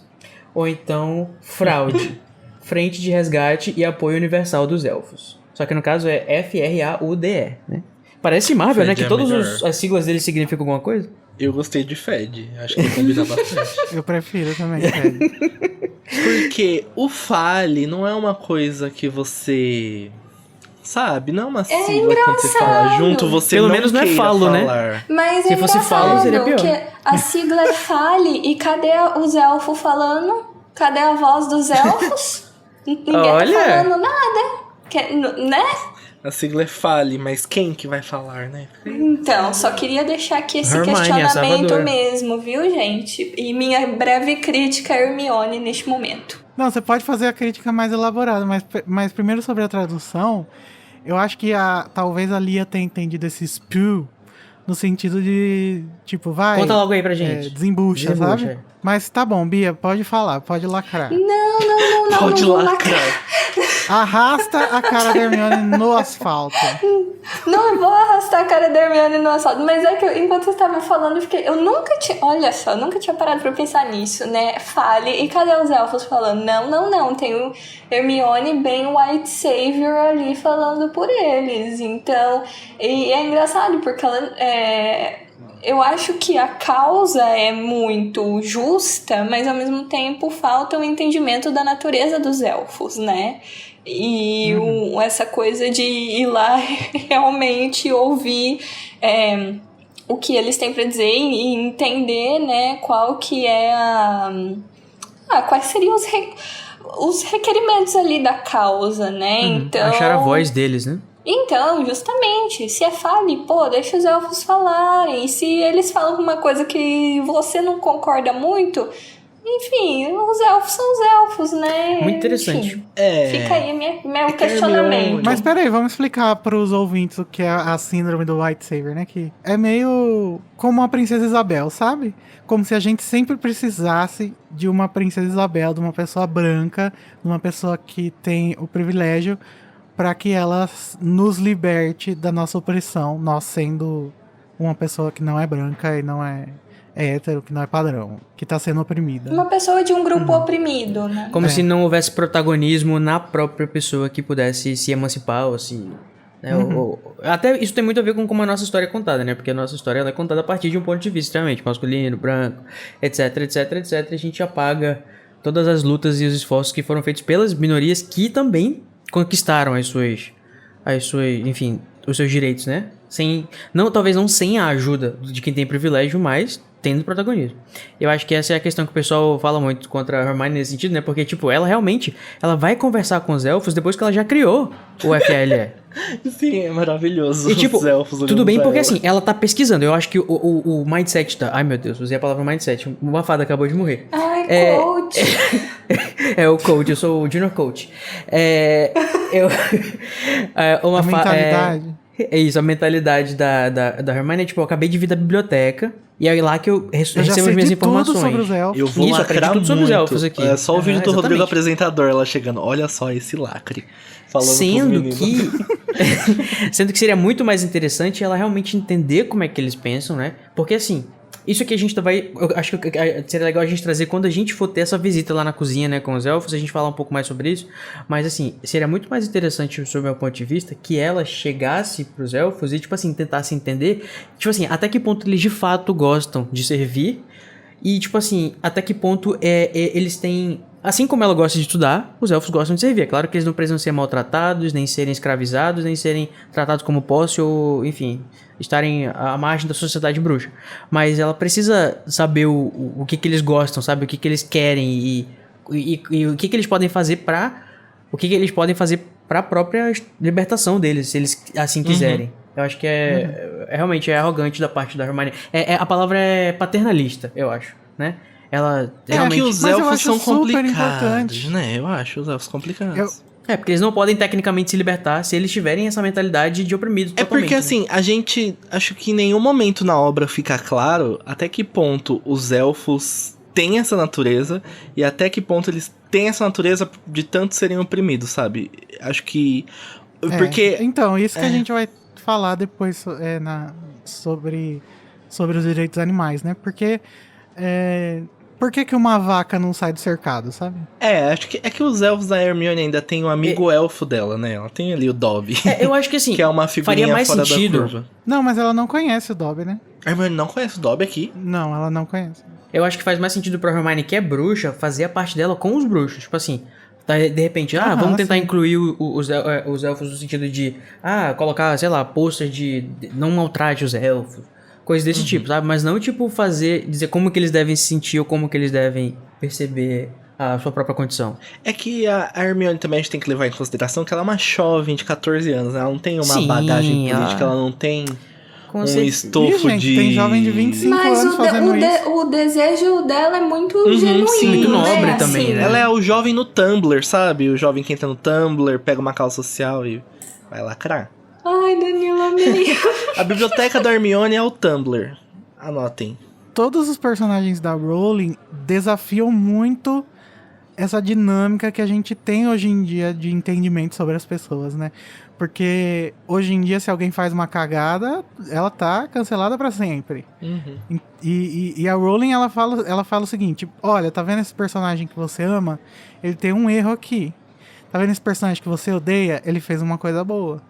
E eu acho que é isso que torna os personagens dessa obra tão realistas. Agora eu vou criticar o filme, que o fato da Hermione ser tão perfeita nos filmes empobrece demais o personagem dela nos filmes. Mas sabe, Igor, eu acho que isso também é uma questão de perspectiva, né? A gente tá vendo isso a partir de um ponto de vista que eu acho que tem gente que muitas vezes até não achou. Porque assim, eu quando li a primeira vez, eu achava que a Hermione estava certa e que eram os meninos que estavam sendo escrotos com ela e tipo de não ligar pros elfos, porque eu tinha acabado de ver o quanto que o pessoal foi filha da puta com o Wink e eu tava tipo, gente, pelo amor de Deus. Entendeu? Então eu acho que é uma questão de ponto de vista, sabe? Sempre também. Porque eu acho que ela tá militando Não, mas a errado. questão é- Mas essa é uma perspectiva nova. A questão é que a Hermione, ela não tá errada. Não é simples assim, entendeu? A abordagem não é das melhores. Isso, é. Uhum. A gente tem que aprender a complexidade das coisas, sabe? A enxergar a complexidade das coisas. E poder virar e falar, bom, Hermione, acho que você não tá errada, mas teria uma forma melhor.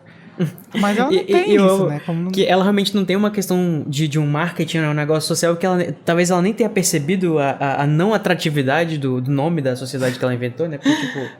Não, ela tem certeza que os meninos vão comprar, já nomeou o Fallen, Rony como tesoureiro. Mas é... Toma aqui sua latinha, anota, faz a ata, Então, Harry. É aí que vem, sei lá, o defeito de Hermione. Não é nem no sentido da causa, é como ela vai querendo levar isso e no futuro ela ainda vai discutir com Hagrid, que é uma pessoa que já foi professor de trato das criaturas mágicas. Ela fala, escuta aqui, você tá errado, caramba. Aí o Hagrid, ai menina, você enche o saco, deixa os elfos em paz, cacete, não é chata, você é chata. Aí tem todo esse debate, entendeu? Eu acho que é muito mais como ela vai levando isso e como vai ferindo o ego dela não conseguir que as pessoas adentrem no movimento do que a causa em si. E eu acho isso uma coisa tão atual, gente, assim, pra gente analisar hoje nessa releitura, eu acho incrível. Ah, tá, gente, Também falando acho. sobre o SPEUW, inclusive, essa sigla já foi a sigla de uma organização de verdade, tá? Eu não sei se a J.K. Rowling sabia disso, provavelmente sim, mas ela é uma sociedade feminista, que era uma sociedade lá dos anos 1850, 1860, que era uma sociedade feminista, que era a Society for Promoting the Employment of Women, que literalmente, né, é SPEW, que foi fundada justamente para buscar o direito de trabalho para as mulheres. Acho que o pessoal não tinha um departamento do vai da merda no nome, né, também. Essa sociedade existe até hoje. Hoje eles têm outro nome, que é Futures for Women. Eles mudaram pra Promoting the Training of Women e depois colocaram Future for Women. Mas, gente, tá tudo bem. O Fale já foi inventado, o tesoureiro e o ataísta, o atador, sei lá, tá lá no... Secretário. Tá lá em sua posição. Ai, gente, eu amo o Rony de tesoureiro, é muito bom. E ela pegou um pote pra ele ficar andando com moeda. Mas Mas a cara do antes Ron ficar pedindo dinheiro pra sociedade chamada Spill. Mas antes do militante descansar, que é o que todo mundo quer, né? Depois desse dia amaldiçoado, eles vão ser interrompidos pela quem? Edviges, que já chegou finalmente, caralho. Demorou 50 capítulos pra voltar, mas voltou. Sem nenhuma explicação. Com fome, e o filho da puta do Harry... Nem tchum. Eu achava que o Harry dá um abraço, né? Você esperava abraço, vai levar em empurrão, Edviges, tadinha. Gente, o Harry é muito filho da puta. Merece a bicada que leva no dedo merece. depois. Merece Gente, várias. não deixem a Luísa Mel ler esse livro. Tem muito gatilho. Pelo amor de Deus. Gente, mas assim, nesse livro todo, o Harry é muito filha da puta com ela. Tem uma hora que ela volta também com notícias do Sirius e lá no Corujal e ele... tipo, caga pra ela. E ela passou vários meses pra lá e pra cá, levando as cartas dele debaixo de sol, debaixo de chuva. Eu também não sei como é que isso funciona pras cartas, né? Debaixo de chuva, mas foda-se. E está aí, ela fez o trabalho dela. Mas ela gosta, Code. É da natureza da é coruja ser uma escrava. Exatamente. E aí a Edwiges trouxe uma carta, né? Que é muito esperada. Harry já tava, tipo, ansiosíssimo. Não pela coruja dele, mas pela carta.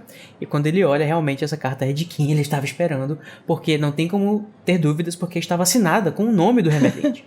Ai, que ódio. Gente, o Sirius ainda não começou a Poxa, esconder o nome Sirius. dele das cartas. Eu fico chocado. Ah, mas tava na Edwiges, né? Eu acho que ele confia. Ah, mas a Edwiges é prova de ser interceptada, É, de morrer, Ah, e a carta cair no sei, chão. mas- confiou demais. Ah, mas confiou é mais demais. confiável, né? Você entregar uma carta assinada pra Edwiges do que pra uma coruja qualquer lá do Corujão. É, pra uma Gertrudes qualquer, né? Pra uma Clotilde, as coruja futriqueira da RPG. Coruja Clotilde. Mas o que tá escrito na carta, Danilo? Ah, então na carta o Sirius fala, olha, sinais, fala igual o Emael, fortes sinais. Tá, vai dar merda se você sentir essa cicatriz aí doendo de novo, avisa o Dumbledore, tô indo pra aí, tô chegando. É. Aí o Harry fica o quê? Desesperado, porque ele passou um dia de merda, acabou de virar secretário de uma instituição que ele não quer. Ele viu numa aranha como que os pais dele foram mortos e agora o padrinho dele vai vir e lógico que vai morrer, né? Porque além do animal assinar a carta com o próprio nome, ele Literalmente tá o vindo animal. pro lugar onde ele não devia vir. Pelo amor de Deus, ele fica em choque. E Aham, é compreensível exatamente. o choque dele. Tipo, Porque estou ele, meu indo Deus. para o norte. Assinado Sirius Black. Ai, Sirius é um cachorro, né, gente? E o Harry fica em choque, gente. É compreensível o choque do bichinho. Ele ferrou. Já morreu meu pai e minha mãe. É, e o Harry, Meu ele padrinho acha... agora vai ser. Ele fica se martirizando que o Sirius tá vindo por causa da cicatriz dele. Por que eu fui falar dessa maldita cicatriz? Mas não, o Sirius É também... verdade, Mas tem e os isso. sinais? Mas e os Exatamente. sinais? Ele nem liga porque tá escrito de sinais ali em cima. Ele fala de Ele sinais. simplesmente ignora Meu a Deus, parte Sirius dos Seus sinais me sinais. confundem da cabeça aos pés. Ah, eu não ia citar, mas já que você citou, Code, obrigada. Pois é, os outros sinais que ele mencionou, eu imagino que sejam a questão da Copa de Quadribol, né? O aparecimento da marca negra. O que mais? Ataque à casa Ah. do Moody, A casa do Moody. eu acho. Não sei se como é que ele chegou à informação disso, mas... Provavelmente o Lupin deve estar se correspondendo com ele também. Deve ter falado sobre O Dumbledore, tá? os lobisomens também, né? Quando o Dumbledore fala com o Harry, ele fala assim, vai lá resolver as coisas lá com o Sirius no tal caverna, não sei o quê. Tipo, o Dumbledore tá por dentro das coisas. Acho que até o desaparecimento da Berta Jorkins, que foi noticiado, foi o primeira coisa que pipoca, depois tem a Copa, depois Moody, e sai no jornal, Ataque à casa do Moody, e Moody é contratado. Ai, gente, eu adoro essas coisas assim, o mundo girando, sabe? As coisas acontecendo. Ai, É, as coisas estão Lembra acontecendo. Me lembra os His Dark Materials, que as coisas começam a ficar meio estranha no mundo, começa a vazar pó não sei na onde, e as pessoas começam a entrar em desespero. gente, e o Harry, né, que acha que, enfim, mártir... Ai, por causa de mim, ele vai vir por causa da minha cicatriz. Minha Não, causa. Não, menos, tá? Você também, mas... Mas Não, tem mas, outras pô, coisas outras também, coisas né? Não, mas, Seja gente, menos. não menospreze o menino Harry, porque ele se menospreza, a gente não pode fazer isso com ele, coitado.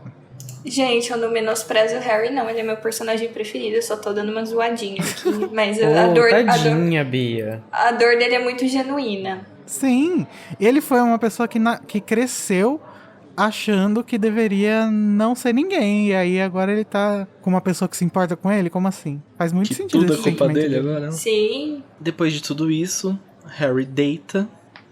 Só que ele não percebe que ele não é a única pessoa acordada ali. Ele tá com tanta coisa ali na cabeça dele que se ele tivesse num dia comum, ele perceberia que ele não tá ouvindo os roncos do Neville. Porque assim como o Harry, e é muito legal isso, como eles são duas crianças que tiveram o destino selado por uma coisa que é muito maior que eles. E eles estão fadados a lidar com, basicamente, o fim dos pais dele numa aula, assim, sabe? Isso bateu na porta deles sem aviso nenhum. E os dois estão ali pensando nos pais que eles não têm. E eu acho isso muito bonito e muito pesado ao mesmo tempo. E eu acho muito legal como a relação do Harry e do Neville vai sendo construída.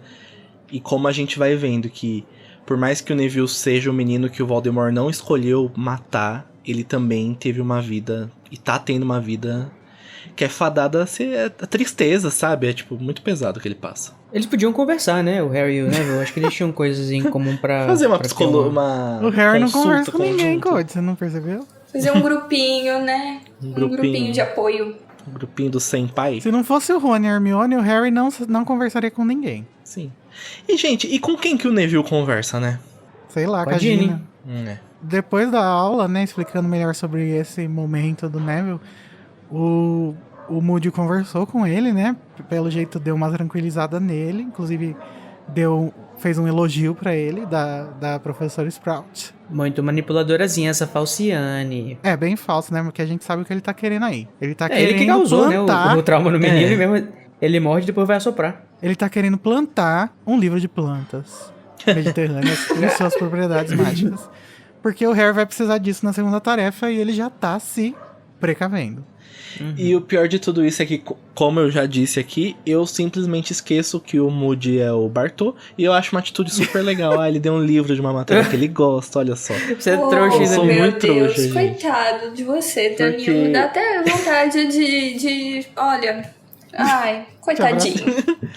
Eu fico achando, ai, que legal, gente. É um professor que ele é um professor rígido, mas ele é um professor que tem um coração. Mas não, ele é só um... Não, esse Policial cara é que nem disfarçado. o Fiuk, entendeu? É... Ai, meu Deus. Ele chega, ele causa dor, fingindo que tá te ensinando uma coisa, depois ele vem e vem te... É, mas é um apelo que eu faço aos ouvintes. Contem pra gente que eu não sou o único trouxa que acredita no Moody, mesmo depois de ter lido Amigo, 10 eu vezes também o Cálice tenho de esse, Fogo. eu É. também tenho esse problema. Temos dois trouxas aqui. Se você Danilo, é trouxa, você não é único, como diz a junte-se a Lumena, nós. você não é único. É, você tá fazendo essa pauta egóica aqui por quê? Essa Ai, que ódio. Desculpa, gente. Gente, tá, mas vamos falar rapidinho sobre um último assunto, que é o fato do Snape não gostar do Moody. E aí a gente tem algumas teorias, né? Talvez seja porque ele desconfia do Moody, talvez ele conhecesse um pouco o Moody verdadeiro, mas eu acho que esse é bem improvável, essa hipótese. Você acha que é provável ou improvável? Improvável. Ah, tá, porque eu já acho que pode ser, acho que é possível, né? Porque o Moody estava na audiência que ele foi... Ou ele foi ou Assim, quando mas ele eu tô estava querendo sendo dizer, tirado assim, de... de conhecer de verdade, sabe? Ser amigo. eu Ah, acho tipo, que conhecer não. pessoalmente. Tá? Não, acho que amigo Peraí, não. Acho que é mais aquilo de quem deve teme, sabe? Assim, É, eles eu- estavam em lados opostos da guerra, né? Então, assim, daí já tem uma rivalidade inicial. Embora o Moody nunca tenha conseguido provar Não, que o na Snape verdade, era eles estavam no comensal. mesmo lado, só que o Moody não sabia direito. Né? Não, sim, eu tô dizendo pra todos os E- efeitos. Pra todos os Aham. efeitos. E tem a questão de que ele tá na área queridinha, né, do Snape. E aqui quero dar os parabéns pra Lia, porque Lia usou o termo animosidade,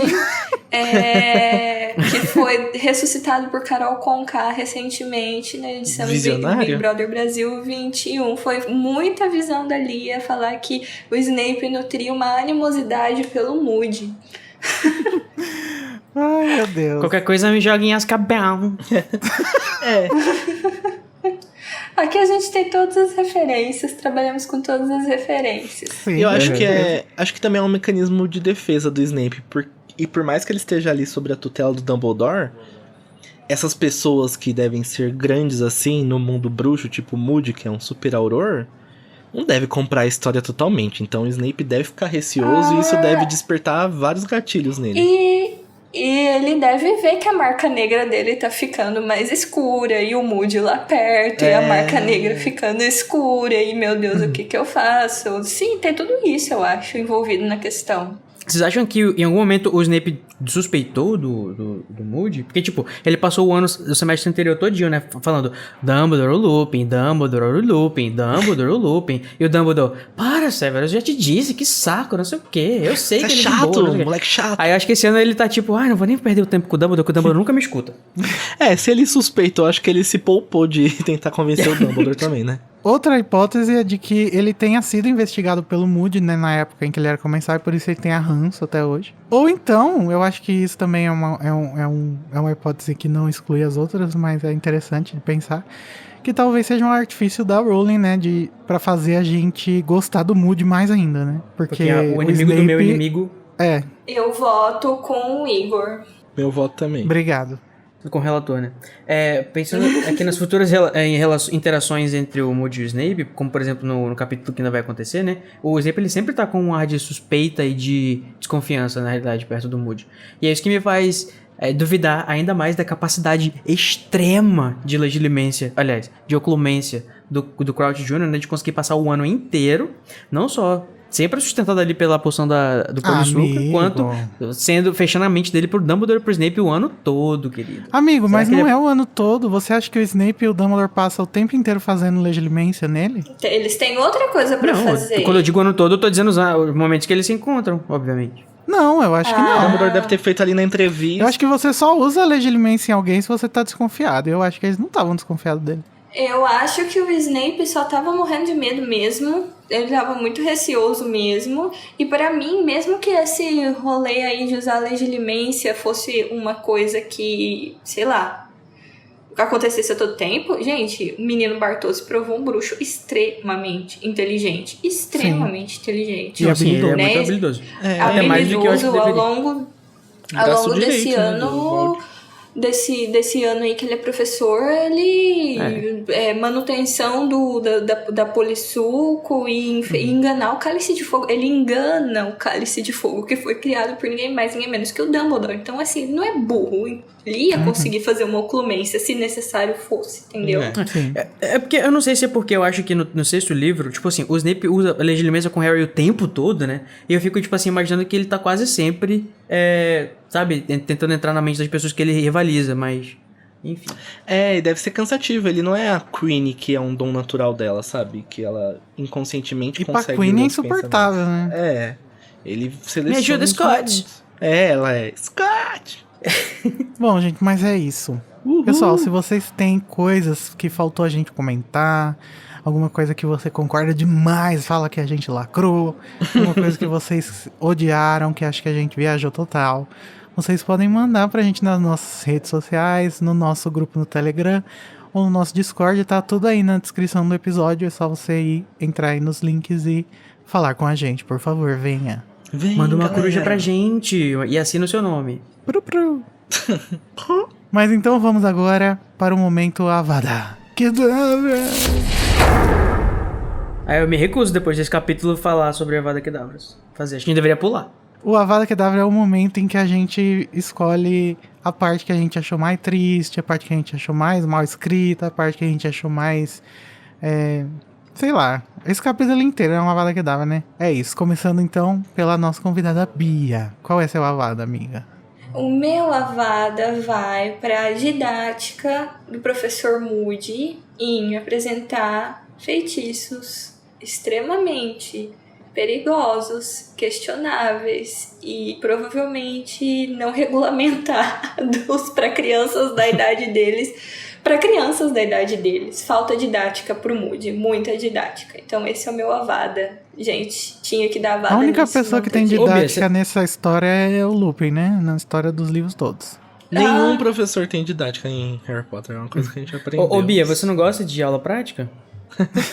Ai, olha que filho da mãe. Eu gosto de aula prática, mas com amor e carinho, não desse jeito.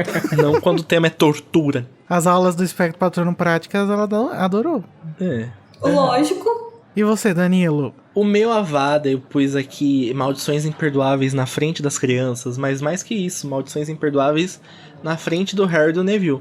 Não que eu acho uma parte, que parte horrível ele fez isso na frente deles, mas eu acho uma parte muito triste eles terem que lidar tão jovens assim com o fim derradeiro dos pais deles, assim, sabe? Na frente de um monte de criança com todas as fragilidades expostas. E o seu, Code? Ai, não sei, deixa eu ver. Posso pular, porque a gente tá falando que a Avada Kedavra é ruim, né? Eu não quero jogar uma Avada Kedavra. Ok, me pensa. Não, Meu Avada Kedavra vai para as pessoas Oxi. que acham que não dá pra justificar. Para os críticos. Que acham que não dá pra justificar que o Crouch tá ensinando os inimigos dele. Porque, gente, né? Faz todo sentido. Ele tá querendo ganhar a confiança dos alunos e tá aproveitando pra fazer lá uma torturazinha e tal. Fazendo o trabalho. Ele tá matando 2 coelhos com uma cajadada só. Literalmente, Perspicaz 2 aranhas. essa observação, hein? Muito perspicaz, parabéns. Eu acho que o Crouch tá se divertindo muito sendo ator em Hogwarts. Ele tem um ano pra cumprir, né? Então, Aham. you might as well enjoy it. E você, Inguinho? Conta pra gente. Obrigado, Danilo. Deus abençoe. Amém. O meu é pro... Assim, repetitivo, sei. Mas é pro Neville, porque isso me deixa... A história dele, pra mim, é um grande avado, assim. É uma coisa muito triste. Sim. Graças a Deus que no final ele sai como um grande herói. Mas, até chegar lá, é só tristeza. Ainda tem muito caldeirão pra furar, né, amigo? É. O bicho não dá uma dentro. E, gente, só de pensar no Neville indo visitar os pais que estão vivos, diferente do Harry, né? Que não tem a chance de... Tipo assim, ele já fechou esse ciclo, né? Meus pais já morreram. Só que o Neville, de repente, deve ter uma esperança, deve ter um negócio, deve ter um sei lá, que ele chega e não consegue interagir com ele. Ai, deve ser horrível, gente. Ele recebe pequenas migalhas de afeto, né? E ele se sustenta nisso, com um papelzinho de bala. Ai, que horror. Deve ser por isso que ele não conseguiu dormir. Pesado, pesado. Pesadíssimo. Mas, gente, então tá. Vamos deixar as coisas pesadas pra trás. Teve muita coisa pesada esse episódio. O episódio deve estar com mais de 300 mega. Que é raro. Carregadíssimo.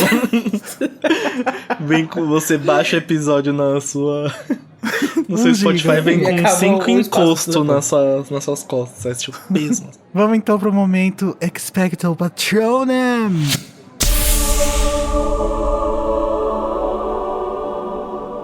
Que é o oposto do Avada Kedavra. Então é as coisas que a gente gosta, as coisas que a gente egogiza. Começando com, dessa vez com o Code. A única coisa que, sei lá, é divertidinha, né? Que eu não sei nem se eu gosto tanto da passagem de humor da Hermione, porque eu não gosto muito enfim, de zoar com a bichinha que tá toda bem intencionada, apesar da execução. Eu acho que é a cena do Ron e o Harry fazendo lá as previsões deles pra astrologia. Eu acho muito bom. É engraçadíssimo mesmo. É legal. É um respiro nesse capítulo de desolação. Ai, Rony, como eu te amo muito. Eu O também. Rony nunca errou, gente. Ai, Bia. Entra pra Gente, o que equipe que eu da tô casa, fazendo pelo aqui? amor de Deus. Eu preciso A da- gente precisa de pessoas que gostam do Eu amo Rony. o Rony, gente. Eu amo o Rony. Amo muito. Muito, Ai, meu muito, Deus. muito. Lacrou. E já fui muito criticada por isso. Me sinto mal. Então tô me sentindo acolhida nesse momento. Muito obrigada, rapaz. E você, Danilo, qual é a sua expectativa? O meu expecto patronum nesse episódio, apesar de ser um momento muito triste, eu acho um momento muito bonito. Inclusive, Daniel Honório providenciar essa ilustração de Neville e Harry acordados pensando na morte da bezerra, não, na morte dos próprios pais. É brincadeira. Ai, Eu que gosto horror. muito desse momento, acho muito bonito, então o meu patrono vai pra esse momento deles acordadinhos, unidos por uma coisa muito maior que eles e não sabendo lidar com isso. Apesar de ser uma coisa muito triste, né? Mas é meu patrão. E o seu, Bia? Ai, gente, vocês falaram coisas tão bonitas. Eu fiquei pensando, né? O meu parece ser bem besta perto disso, mas tem uma justificativa. Então, como eu dei uma vada pra didática do Moody, o meu patrono vai pra carta que o Lupin envia pro Moody explicando o que a Ai. turma aprendeu. Sim. Porque Lupin, sim, é um professor que tem didática e é um personagem que merece ser exaltado em qualquer ocasião que ele aparece. Então, meu patrono vai pra Lupin, que não por acaso ensinou Harry a fazer patronos. É isso. Nossa, é um ótimo patrono, não é besta não. Eu nem tava Nossa, eu lembrando amei, disso. Bia. Tinha até esquecido desse momento. Atendimento completo, né? Até após. Pois é. Ele se Isso é que é importa compromisso com os realmente. alunos, gente. Uhum. É muito compromisso, é muito compromisso. Ele é todo o gol de professor tem que ter o Lupin lá. Lupin é o objetivo de todo professor um dia, ser um dia. O meu Expecto Patrono vai ser um pouco parecido com o do Danilo, de novo, né? Tô copiando ele hoje. Ih, Mas é porque Podia ser só um dos vocês dois aqui no nosso episódio.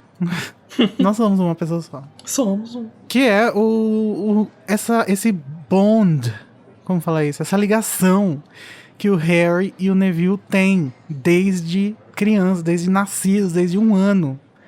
Que vai ser mais explicado melhor no final do próximo livro, mas que já tá aqui aparecendo, né, um pouco. Eu acho muito legal acompanhar essa história. Eu acho fofo Muito. que eles dois tenham essa conexão. Acho top também. Ligados por uma maldição. Bom, gente, mas é isso. Bia, muito obrigado pela sua participação. Obrigado, Bia. Volte mais vezes. Muito obrigada, muito obrigada mesmo por, mais uma vez, por terem me convidado. Sempre que quiserem conversar, estou por aqui. Foi um prazer trocar ideia com vocês. Obrigada mesmo. Vamos fazer muito mais vezes. Gostei. Espero você umas 3 vezes por livro, hein? No mínimo, hein? Tipo, Vou assistir contrato todos que os você assinou sem vídeos, saber. fazer Só um vamos. curso. Vamos fazer o curso da Bia. Não se esqueçam. Verdade, gente. E entrem lá no Bia Além do Harry e também no Sessão Reservada, né? Quem tiver interesse. Sim, Verdade. entrem.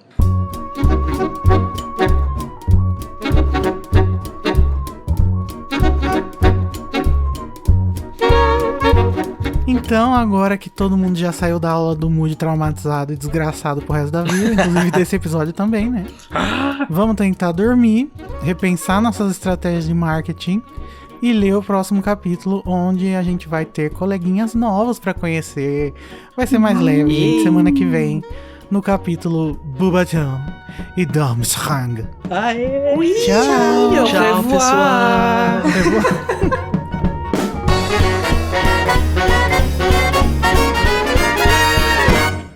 A minha suspensão de maneirismos descrença dele, vai pro alguma espaço nesse momento. Porque Amigo, por que você tá me cortando? Vou te matar. eu não tô te ouvindo, tu tá... Puta merda, eu vou tentar te aumentar sozinho aqui, porque você é a pessoa mais baixa pra mim. Nossa, chamou de baixo, que horror. Tá, no máximo. Baixa você, filha da puta. Só mesmo. Esse podcast é produzido pelo animagos.com.br. Eu, Igor Moreto, faço a produção, edição e direção. O Junior Code e a Nayara Seviciuk me ajudam na direção e com Larissa Andrioli também fazem pauta e apresentam os episódios. E todos os episódios têm auxílio e produção de pauta de Luiz Felipe Rocha, Tamires Garcia, Luísa Zanferdini, Danilo Borges e Daniel Honório. A identidade visual foi criada pelo Édipo Barreto. E a música tema é a Song of India, originalmente executada pela Ableton's Big Band, e a engenharia e gravação foi pela Telefunken Electroacoustic.